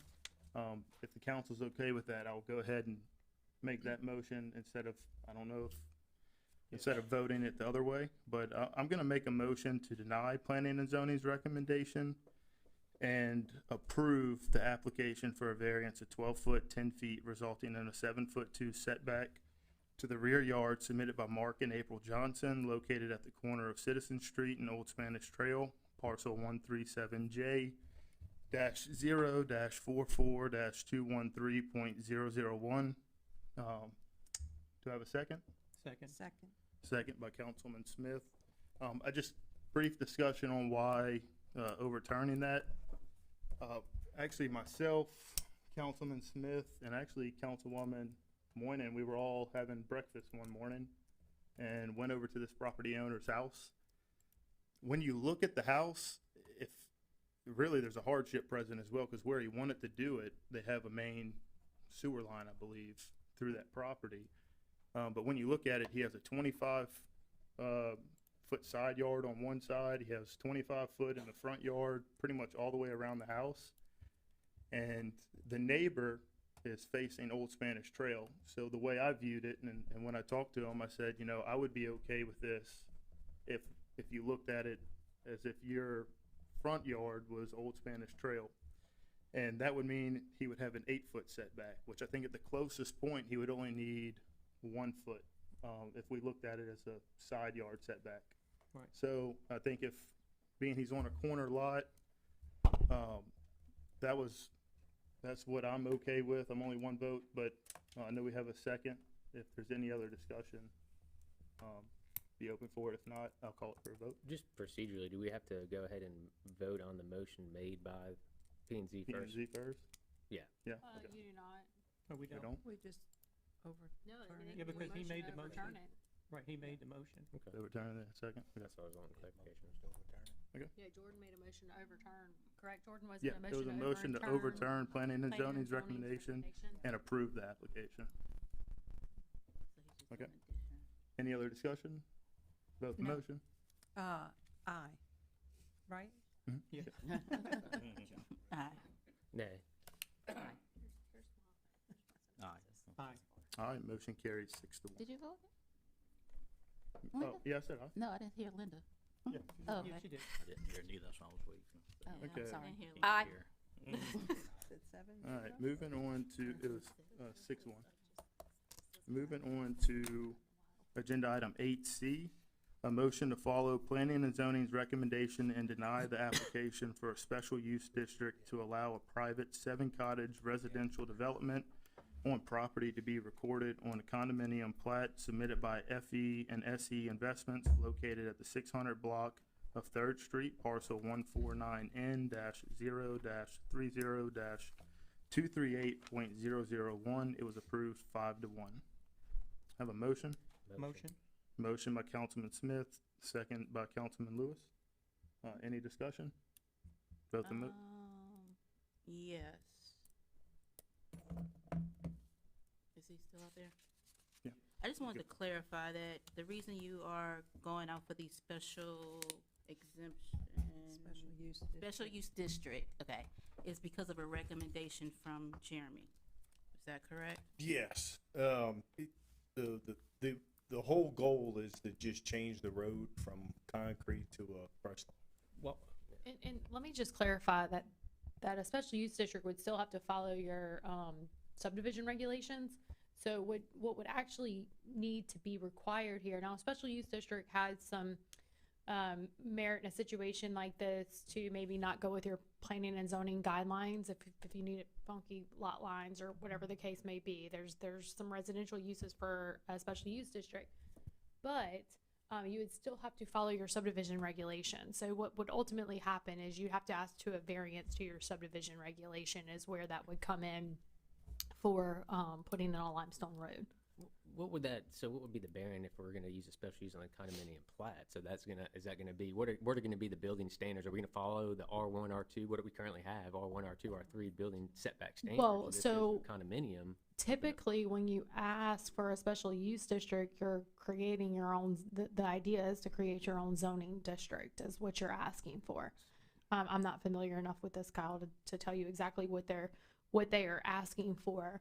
But ultimately, even when if you're keeping it all as a joint owner, or you still have to follow your subdivision regulations. Meaning, okay, so if we're creating our own use there, and this is R1, R2, and then the condominiums would fall under R2, R3, so what setback standards would we be following in the special, or that's something that we would create? I mean, that's something that's typically created under the special use district, but you know, you're thinking of a condominium plat as a, you know, I think at least you're thinking like a condo, like we're normal, like you normally would think about, but that does not have to be the concept. Well, and so I'll use Shieldsboro for instance, because I'm not a fan of the special use, because when we set those, we're stuck with those. Shieldsboro, for instance, we set the parameters and the special use for the lot width on the front. We never made the total square foot lot, so we're stuck with that when it's not consistent with our other zoning, which is, you know, the R1, R2 standards.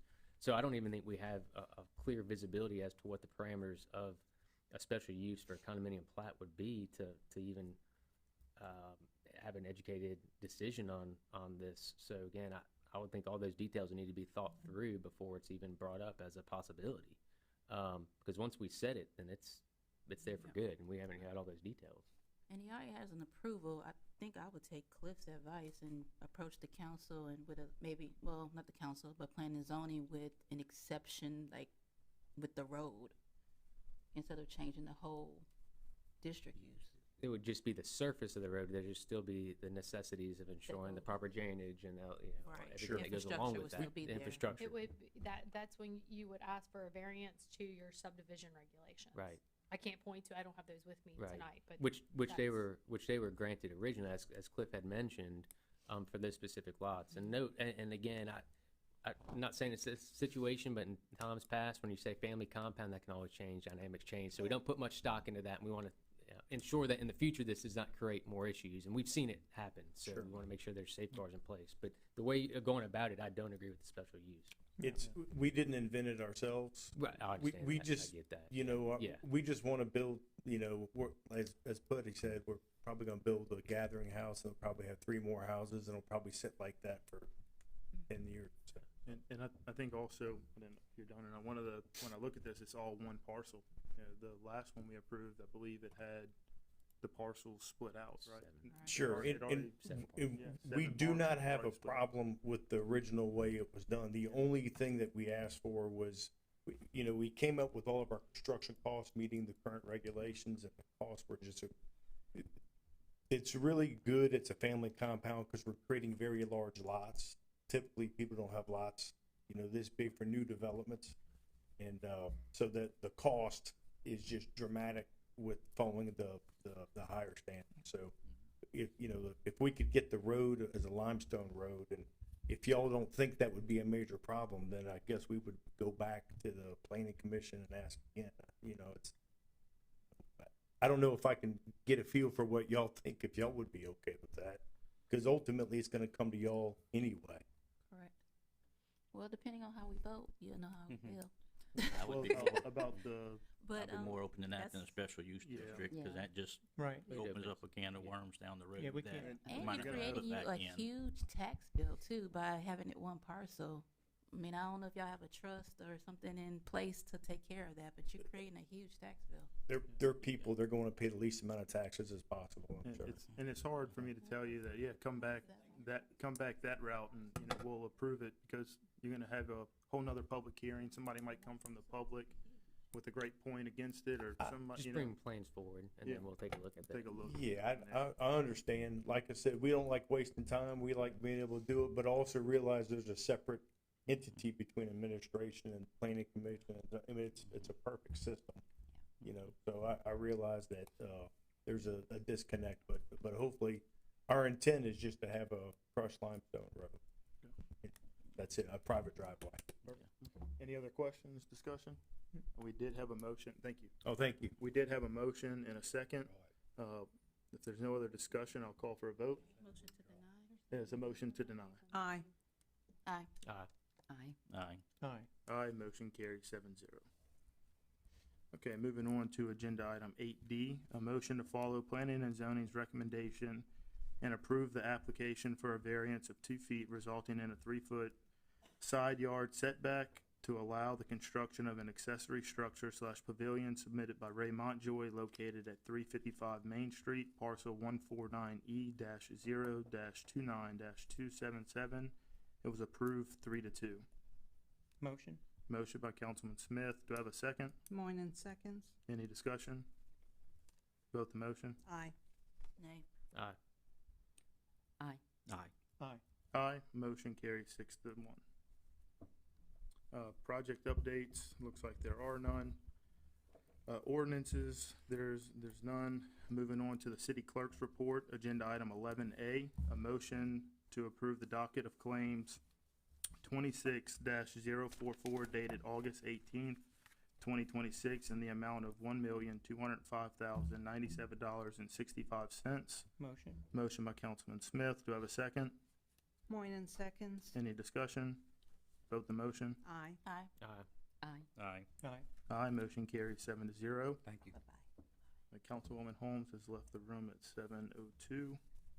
Moving on to agenda item 11B, a motion to approve docket of claims 26-045 special dated August 18th, 2026 in the amount of $299.94. Motion. Motion by Councilman Smith. Do I have a second? Moynihan. Second. Councilwoman Davis seconds. Any discussion? Vote the motion. Aye. Aye. Aye. Aye. Aye. Aye. Motion carries 6-0. Councilwoman Holmes has re-entered the room at 7:02.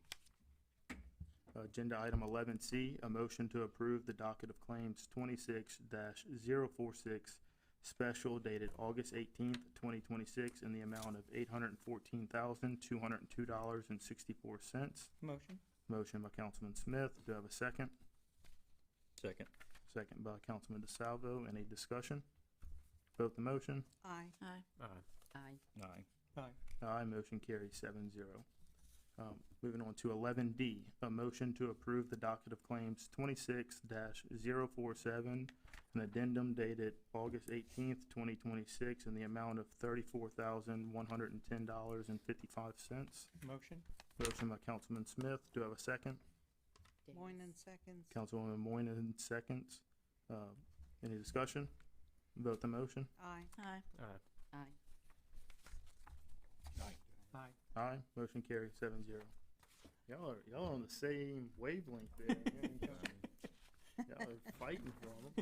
Getting nervous. Who I'm gonna give it to? I'm pausing a minute. Moving on to agenda item 12A, Mayor's Report. Discuss Public Works roof. Yeah, that's for the across the street, well, back through here and everything. I think the lowest bid was $168,000 to replace that roof.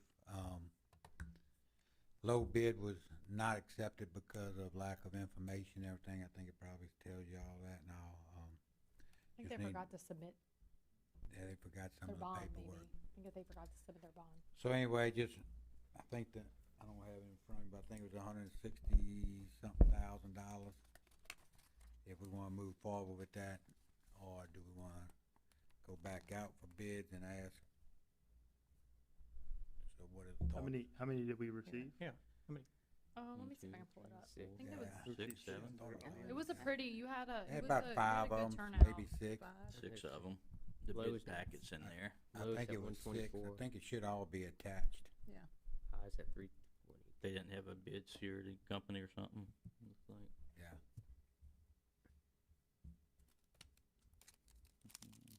What's the urgency?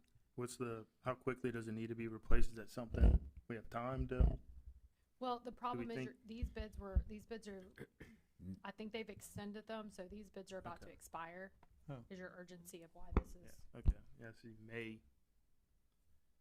Is it the whole facility? So what it is everything over Public Works and tying this building right here, redoing this here, tying it in, however it's tied in, redoing that as well. You know, we do have a few leaks over on this end down here, some more. That one may be fixed as of now, the leak over here on that. So there is some high-end leaks that's out here. We looked at trying to coat, that was from the air conditioner here upstairs, that leaked and all. So we looked at trying to come up with some coatings that put on it. We did run into some stuff at MML. Yeah, ceramic. We've used it before, where I worked before and worked very well. So, Well, Well, anyone want to bring up a motion? Do we need to do this now or bring it back, to make a motion on it? all the prices are kinda public record now, I guess, so if you So- rebid it, you kinda, Yeah. No. Yeah, I mean, they've Taking it. been public record yeah, it's since public the record and beginning. everything. Right. And what was specifically lacking on the lowest one? It's bid bond, if I remember correctly. Yeah. Something that cannot be waived. Okay. Might be why it was so cheap, I don't know. But he was, you know, we budgeted like 110,000 for it. It's just, 60,000-70,000 over budget. What's that coming out of? Huh? What's that, what fund? What are we pulling that out of? It was in capital projects.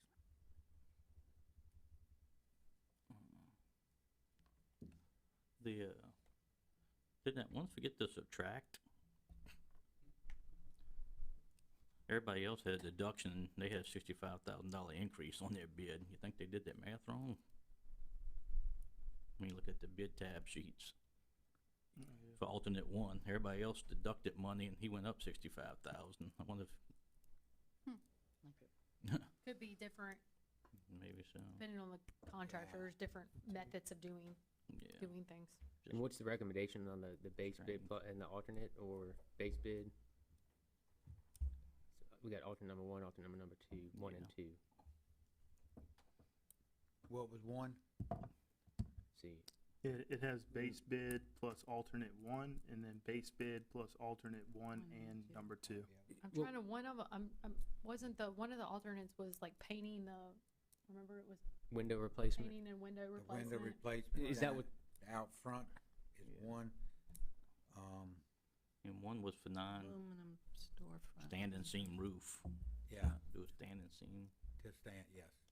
But what would be your recommendation in terms of getting the most complete project and getting it? Don't ask. If we them. want, The most expensive one?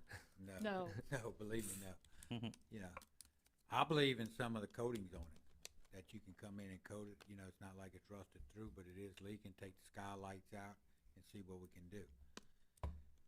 Roofers don't believe in it, but of course they put roofs on. But I've seen firsthand in a lot in acid rain coming out of stacks and all that, chemical plants and all, where it was put on and still standing today, whereas normal tin didn't last 5 years and was rusted through. And it's 25, 30 years later, and it's still standing with no problem. So there is things out there. Standard roof, I didn't think it would come in as much as it did, just to go in and put the same roof that's on, your normal 26 gauge, whatever roofing. The standard seam roofing is more expensive and everything. Just some, if we need to go back and look at it, we can maybe ask if they would extend the deadline on their quote on it and work with them and see what we got. So are you saying to extend it so you can look at the extent of the repairs? Yeah. Or, I've had coating issues before on flat roofs and had problems. Yeah. Because ABC Reynolds a flat roof, and I ran it for years. We had that roof coated tons of times to keep it. I don't know if this is a flat roof or what the pitch is on it. If it's got a pitch, I would say metal. I wouldn't coat a flat. I wouldn't. how much of a price difference would it be to coat it versus to fix it? I guess because I don't want next year to sit here. The guy we had over there is probably less than half price on that bid. Originally when we looked at it, we really liked the low bid. Wasn't a whole lot more for new metal and everything. Yeah. But with this, it's more than twice as much as what the coating would be. Standing seems the most expensive metal you're gonna get though, probably. And I say do a 26 gauge or 29 gauge or whatever, and probably be fine. Just a rib panel. Yeah. And that's all. That's probably what we'll end up going with, just a rib panel on it.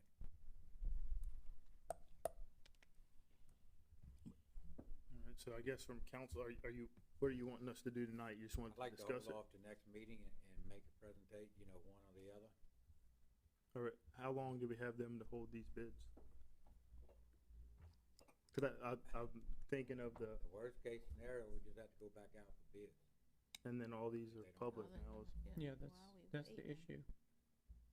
If it's public, I mean, we don't have to act on it. I mean, it needs to be When fixed. did they extend the bids? When did they extend them till? They're probably due now. Yeah, I mean, yeah, it was probably 30 days, which is probably,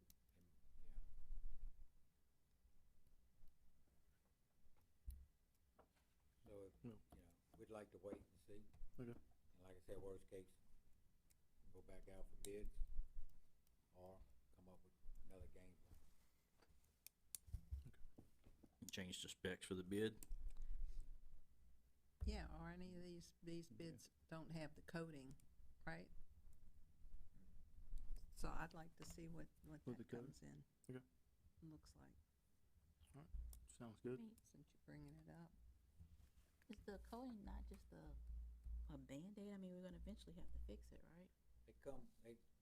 The one we looked at over there had a 20-year warranty on it. it's a ceramic coating, and it's a thick, like almost rubber They type come in coating. and seal everything off, all your screws, this, that. Right. And then they come back in and coat it with it. The condition of the existing roof will sustain additional weight for 20 years. Okay. All right, well. And it's just one of the options, you know, we go Yeah. back with the regular metal roofing and all, and they come out a lot better, but I think that's all that's up there now, Okay. Yeah. so. And that's, How long does that last? this is probably, Long as you will. Mm-hmm. yeah, Metal's for a we won't be long around. time. Okay. It's been up there for a long. But, I mean, it'll last, you know, you give it a 26 gauge, you know, heavy duty, and go that way. And metal is cheaper than this coating? No, Coating no, is over the what's there Coating now. would be over the Over the existing, it existing. take the skylights out and everything, you know, so we can do away with them, put the metal there to replace, then you come back, seal all that, and then they come in and coat everything. Do we get a guarantee with the coating? Yes. I'd There's like a to lot of see, options out there. I'd like to see You know, what there's a lot of options in the coating, you know. They've got some where it's almost like a foam that's on it, probably about 4 to 6 inches thick, and they coat that. And that's one of the things we used out in the private sector that is still sitting on the building, you know, 25 years later. Right. And it's white. It's like, so it reflects. Reflect. Space under there. That's not conditioned space underneath there. All right, well, any other discussion? Okay, well, thank you, Mary. Anything else? All right, we'll move on to council business, old and new business, 13A. what's the, Wait. that, Oh. What are we doing here? It's in limbo. no, the grant anticipation. Oh, the grant anticipation loan, Oh, yeah, I'm sorry. Yeah, we added that to there. Yeah, I was using my paper one, I'm sorry. yeah, I don't have it on mine Yeah, either. I got it online right here. I'll read it. And Jason Thomas is here. He can Yeah. answer any questions you may have on that. That's right. Do you want to go ahead? Let's handle this real quick. One second, Mr. Jason. What are we handling? The motion, the sale and award 13B, the one that was added? Yeah, that's what Jason's here for. Oh, I'm sorry. Yeah. I thought it might have been the trick. Hello, everybody. Jason Thomas, Municipal Advisors in Mississippi. This is for the $3,285,000 taxable grant anticipation note that's being issued for to provide y'all with cash flow for Hurricane Ida recovery projects that you have a confirmed and obligated grant from FEMA and MEMA to cover. You have to expend the money first. This gives you the money to do that, and then you get reimbursed, and you pay down the grant note when you get reimbursed. I sent an RFP out to 9 banks. 3 responded. The lowest bid was Community Bank at 5.77%, and I'm recommending that y'all accept that one. I will go ahead. Does anyone have any questions? I do. Does the grant pay for the interest? You know, that's an open question. In the FEMA zone that Louisiana is in, they've been doing that. In the FEMA zone that Mississippi is in, they haven't been doing that. We're hoping that they will at some point, but as of right now, I don't believe it. The idea is hopefully that, you know, when you draw on this grant, you draw when you have a bill you have to pay, hopefully it won't be outstanding too long before you get that reimbursement. And you only pay interest from the day that you make that advance to the date you reimburse it. So if we don't touch it, then we don't, That's don't right. cost us anything. Mike, would this require, I know last time we went through this, I mean, weekly calls, we make sure that we're on top of it. I mean, we anticipate, what, couple months? I mean, it's hard to say, I know. but- Yeah, it is, you know, and I think we're trying to close it out now. The FEMA part of, with the exception of, the roads we added, you know, to this project. And we started sending in, and, you know, they always like to do a close one time. You know, for debris pickup, we waited almost 2.5 years for that, tied up almost 2.8 million in funds for that. It's hard to tell. You know, MEMA's got, from my understanding, MEMA's got the money sitting there. You know, FEMA, we always thought it was a FEMA problem and all, and MEMA has the money sitting there, and that's how we end up getting, you know, some help out of Jackson there to push MEMA to get our funds when we did. This project will be closed out soon. Yeah, this project will be closed out. I think we're doing a final ride through. Josh, you remember what that day is? I don't know the exact date now. Yeah, And plus, we it's should be coming. under budget too, huh? Huh? We should be way under budget, I think, on this. We are. I Yeah. think we're 2.5 somewhere in there. We paying that all in one sum, or is it gonna be phased? No, we've been paying as we go. Yeah. Okay. We've already paid the majority of this. So, But if the thing is try to work with FEMA. It would be there if we need it, and try to work with MEMA. And if they think we're gonna be out here another couple of years, and we may go back and see about, you know, using the money. But, you know, it'll be sitting there, and the only thing it can be used for is this project. It can't be related to anything with Zeta, you know, like the harbor repairs. We have one sitting there for that. That one we'll probably have to go after. We're probably looking at $4 million on that one to tie up for a length of time. So we'll probably go after the grant, you know, anticipation on that. This one, I mean, we're floating it now. We're still in good shape, very good shape in the city with funds and all. It's just, would like to get a little more information before we jump on getting it. And if we did decide to use any of it, it would have to come before council and, you know, whatever. So, Jason, over, say, 1 year at the current interest rate that's recommended by Community Bank at 5.77%. Yeah, and it's actually this, the way I've learned to do these notes really is, we ask for a 2-year commitment from the bank because, you know, I've been doing this 27 years, and grant notes, sometimes they take a lot longer than anybody expects, and I don't want y'all to get to be a year from now and have to go out and do another note because the project didn't finish. So I just asked for 2 years now, and to make sure you have plenty of time. There's not that much of a difference in the rate. It's a short-term interest rate. It's just the taxable short-term rates are higher now. So what are we looking at, just ballpark dollar-wise? I know we're not looking at the max amount of 3.2, but let's just say for hypothetical as it is over a year's time, what are we looking at in terms of the interest? Well, for, you know, it's a nearly 6% rate. So, at 5.77, you got $1 million outstanding for a year, that'd be 57,700.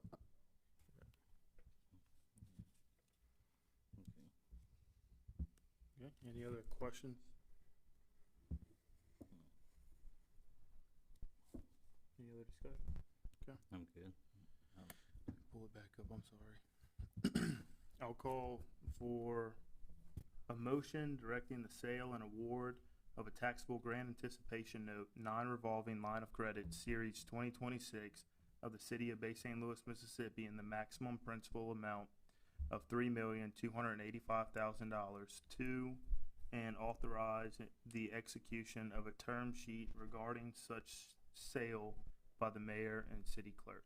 Motion. Motion by Councilman Smith. Do I have a second? Second. Second by Councilman DeSalvo. Any other discussion? Or any discussion? Vote the motion. Aye. Aye. Aye. Aye, motion carries 7-0. Thank y'all. Okay, we'll move on to agenda item 13A. a request for an appeal for 11650 Bayou Drive. It was a tree removal. Yeah, have the, come on up. Kevin Barty, 11650 Bayou View Drive. Just asking for permission to move a tree. I have a half-acre lot.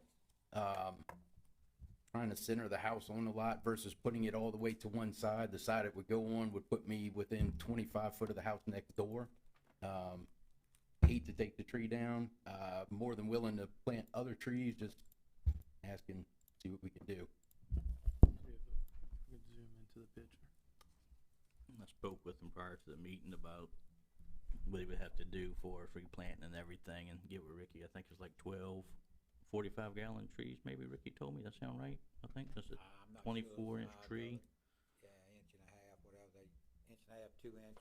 Yeah. Inch and a half, 2 inch usually falls in that 45-gallon range. Yeah, that's what I was told. So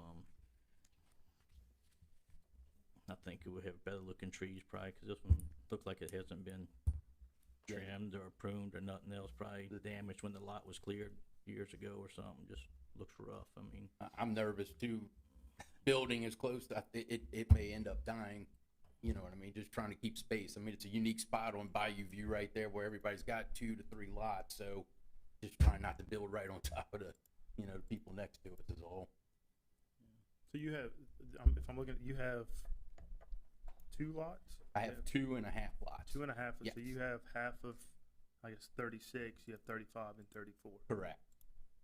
And you said you have a neighbor, I guess it would be to, I don't see a road, but to the lot 34 side that you're worried about? Yeah, if where we would have to put the house because of the other trees would put us within, 30 foot of them right now. Okay. Which typically would be fine, but having a half acre, then I've got a ton of room on the other side. How far from that, I guess for it to make sense, if I said, hey, look, let's just shift the house over, looking at it, it looks like that would be ideal. But I remember I've learned, I love to say this, I've learned more about trees since I've been on this city council than you would imagine. But one thing that, and one thing is like we know the root radius. You have to be so far from a root radius to protect a tree. Okay.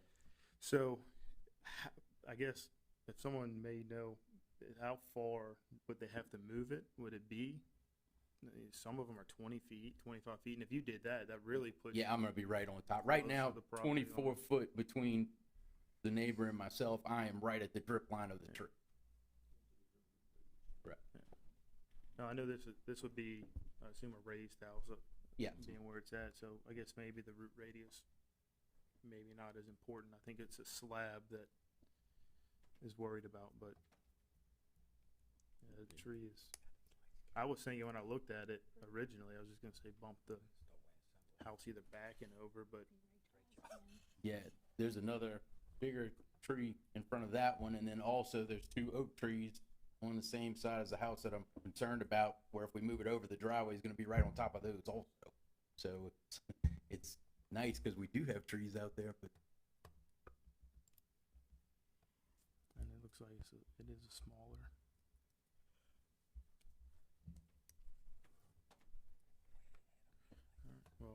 All right, well, any questions? Anyone have any questions?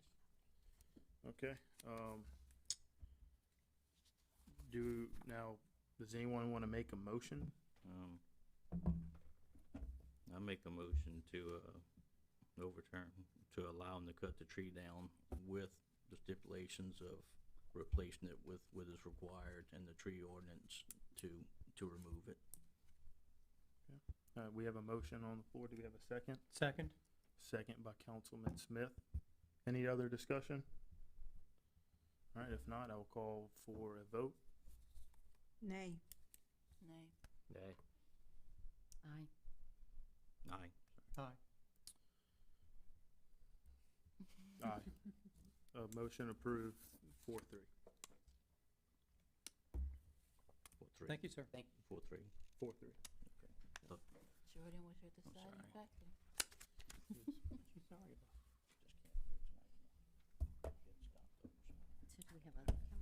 Sure didn't hear me. Okay, Public forum? we do have some people signed up for our general public forum. We do have, Marcus Allen signed up. Oh, I'm sorry, I'm so sorry, Marcus. One second. Any other council business? I'm good. Anything else? Yeah, but one thing I just sent, so, 305 Turner, there's that manhole. And I think Ronnie went and looked at it, cause it's reported that it was loose. I think he didn't notice anything out of the ordinary, but then I sent you a video, so whenever someone's driving over and it's making a pretty, that's when it's sounding loose, so it's making a pretty loud noise. Then we just take a look at it, so it's gotta be some point it's just not snug there to where someone's driving, and it's, there's Okay. multiple videos, but I sent you one of them. 305? 305 Turner, yeah.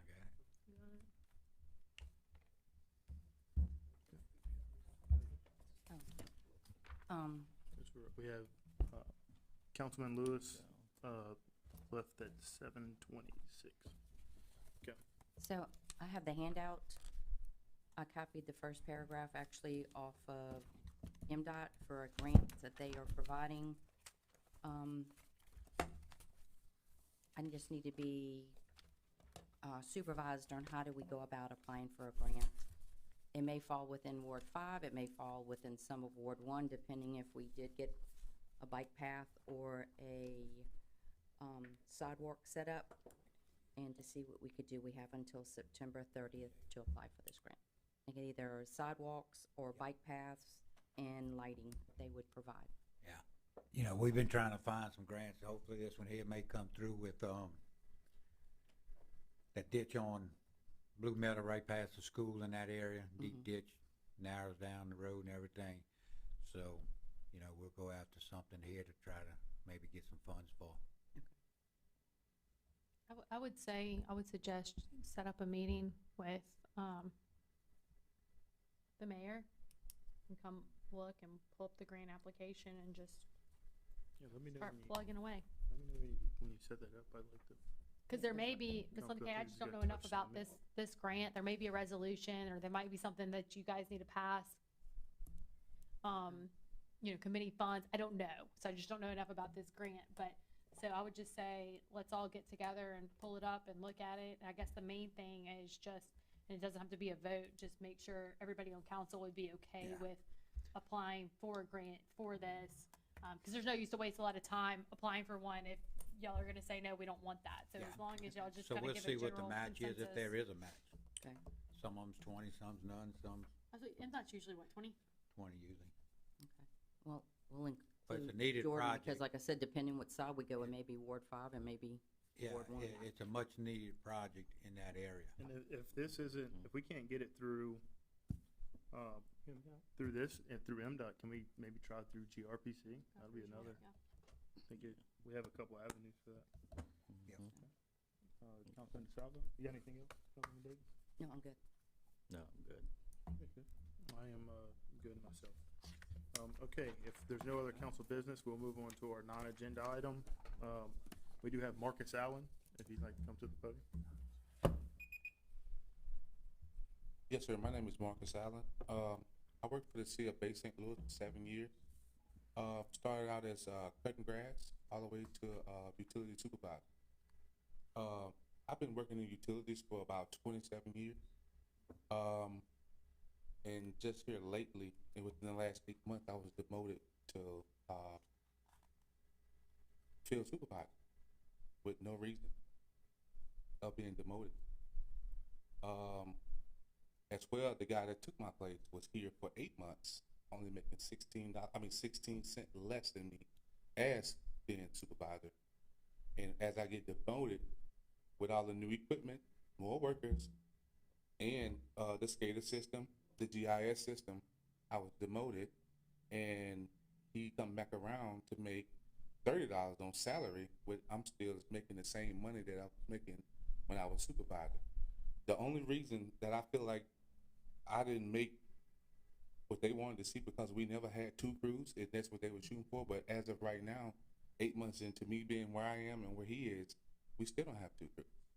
So I was told to come here today to let you all know this due to my investigation for being, you can tell the way I take it as if, it's not that I wasn't doing a great job.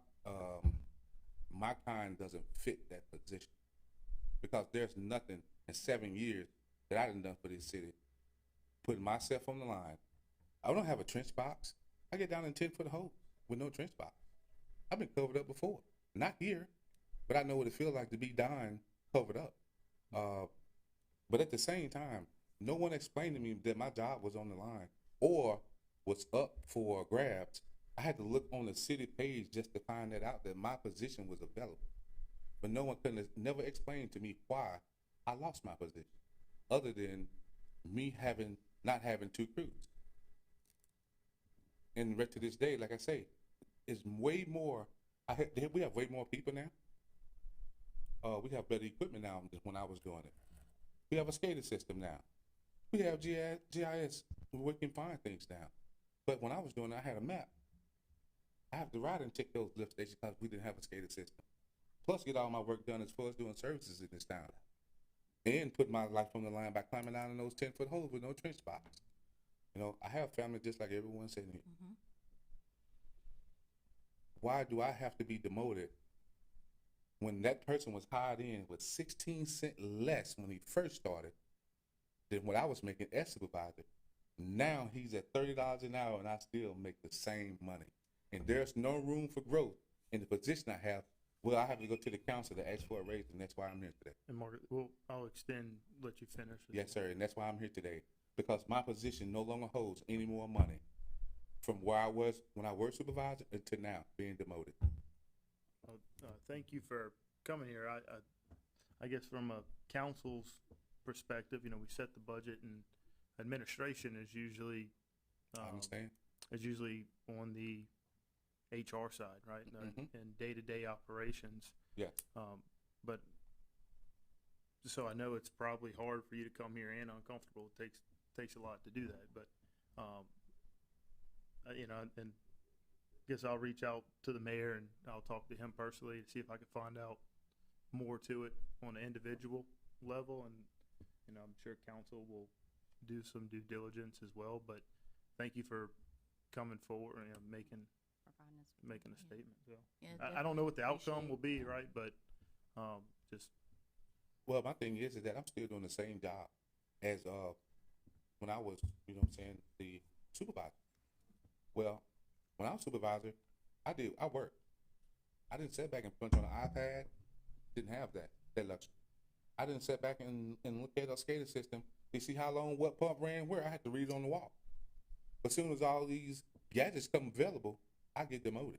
Margaret Spat, may I just ask you one thing? Have you talked to your supervisor? Yeah, I have talked to Ronnie.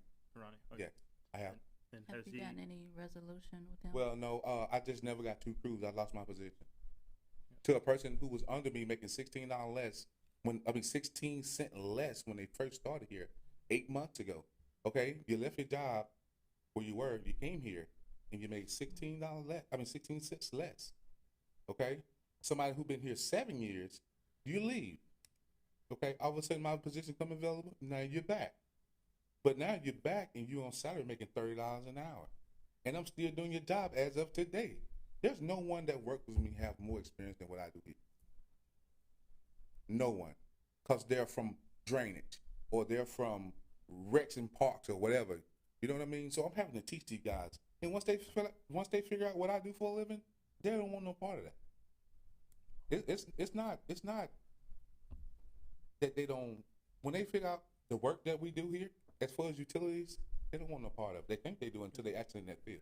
And Marcus, I know, you know, I've given you some extra time. Yes, sir. Because, you know, you've been here for 7 years and being a city employee. Yes. I hope Mr. Cliff doesn't think because he's on the historical, I'm gonna start giving him extra time, right? Okay, I understand that. But it's kind of, you know, I think we all receive the message, and we'll see, you know, each person may reach out to get clarification, they may or may not, but thank you for your time here tonight and staying to the meeting. And I sure appreciate it. Actually, I was the only one on that side of the docket. I wish I was first, but you made me stay and watch the whole meeting. I know. Thank you. Thank you, Mark. Mike, is this that special position that we created that we was able to bring the I individual? would not back? recommend having any. You wanna come see me, I'll talk to you. Okay. But there's nothing been added since last year, Okay. so. All right, moving on, we have Mr. Cliff Rabelaise. Good, give him 90 seconds. Yeah. Last man standing. I don't know, we still got Mr. Cliff. John. Cliff Rabelais, 702 Third Street. A lot of discussion about money. I understand the school board is looking for a, what is it, $19 million bond they're gonna come up with. Yes. I'm gonna ask, because the school board doesn't really report to the citizens. Whether you believe it or not, they don't. I'm gonna ask from the city council that we find out how many students we got going to Bay St. Louis, Bay Waveland School District. Of that, how many of them come from parents that live in Waveland? And how many of them come from parents that live in Bay St. Louis? And then we want to find out how much tax revenue comes to the city of Waveland and how much tax revenue comes from the city of Bay St. Louis. Because, and I hope I'm wrong, but I suspect when you look at the millage rates and you look at the valuations of houses, that the city of Bay St. Louis is pretty well heavily subsidizing the city of Waveland. So I would like to dispute that. So I'm going to ask you, the city council, because they won't give me that information. Now, hopefully they work for y'all. How many students come from Waveland? How many students come from Bay St. Louis? How much money we get in tax revenue from Waveland? How much money we get in tax revenue from city of Bay St. Louis? I think that's a very fair question before they start coming and telling us, well, the $15,000 per student that we spend, we didn't bother to put anything aside for capital improvements. Now, if you guys run a business like that, you guys know, you run a business, you gotta have money put aside for capital improvement projects, and that's what supposedly this $19 million bond is for. And then if you look at your tax bills over the last several years, it hadn't been 4% a year, even though that's what they asked for. But since, was it 2022, they were asking for $38 million. They done got several percentages since then. And this will be a 12-15% bump in our taxes. We talked about P&Z earlier this year. We want affordable housing. Guess what it costs?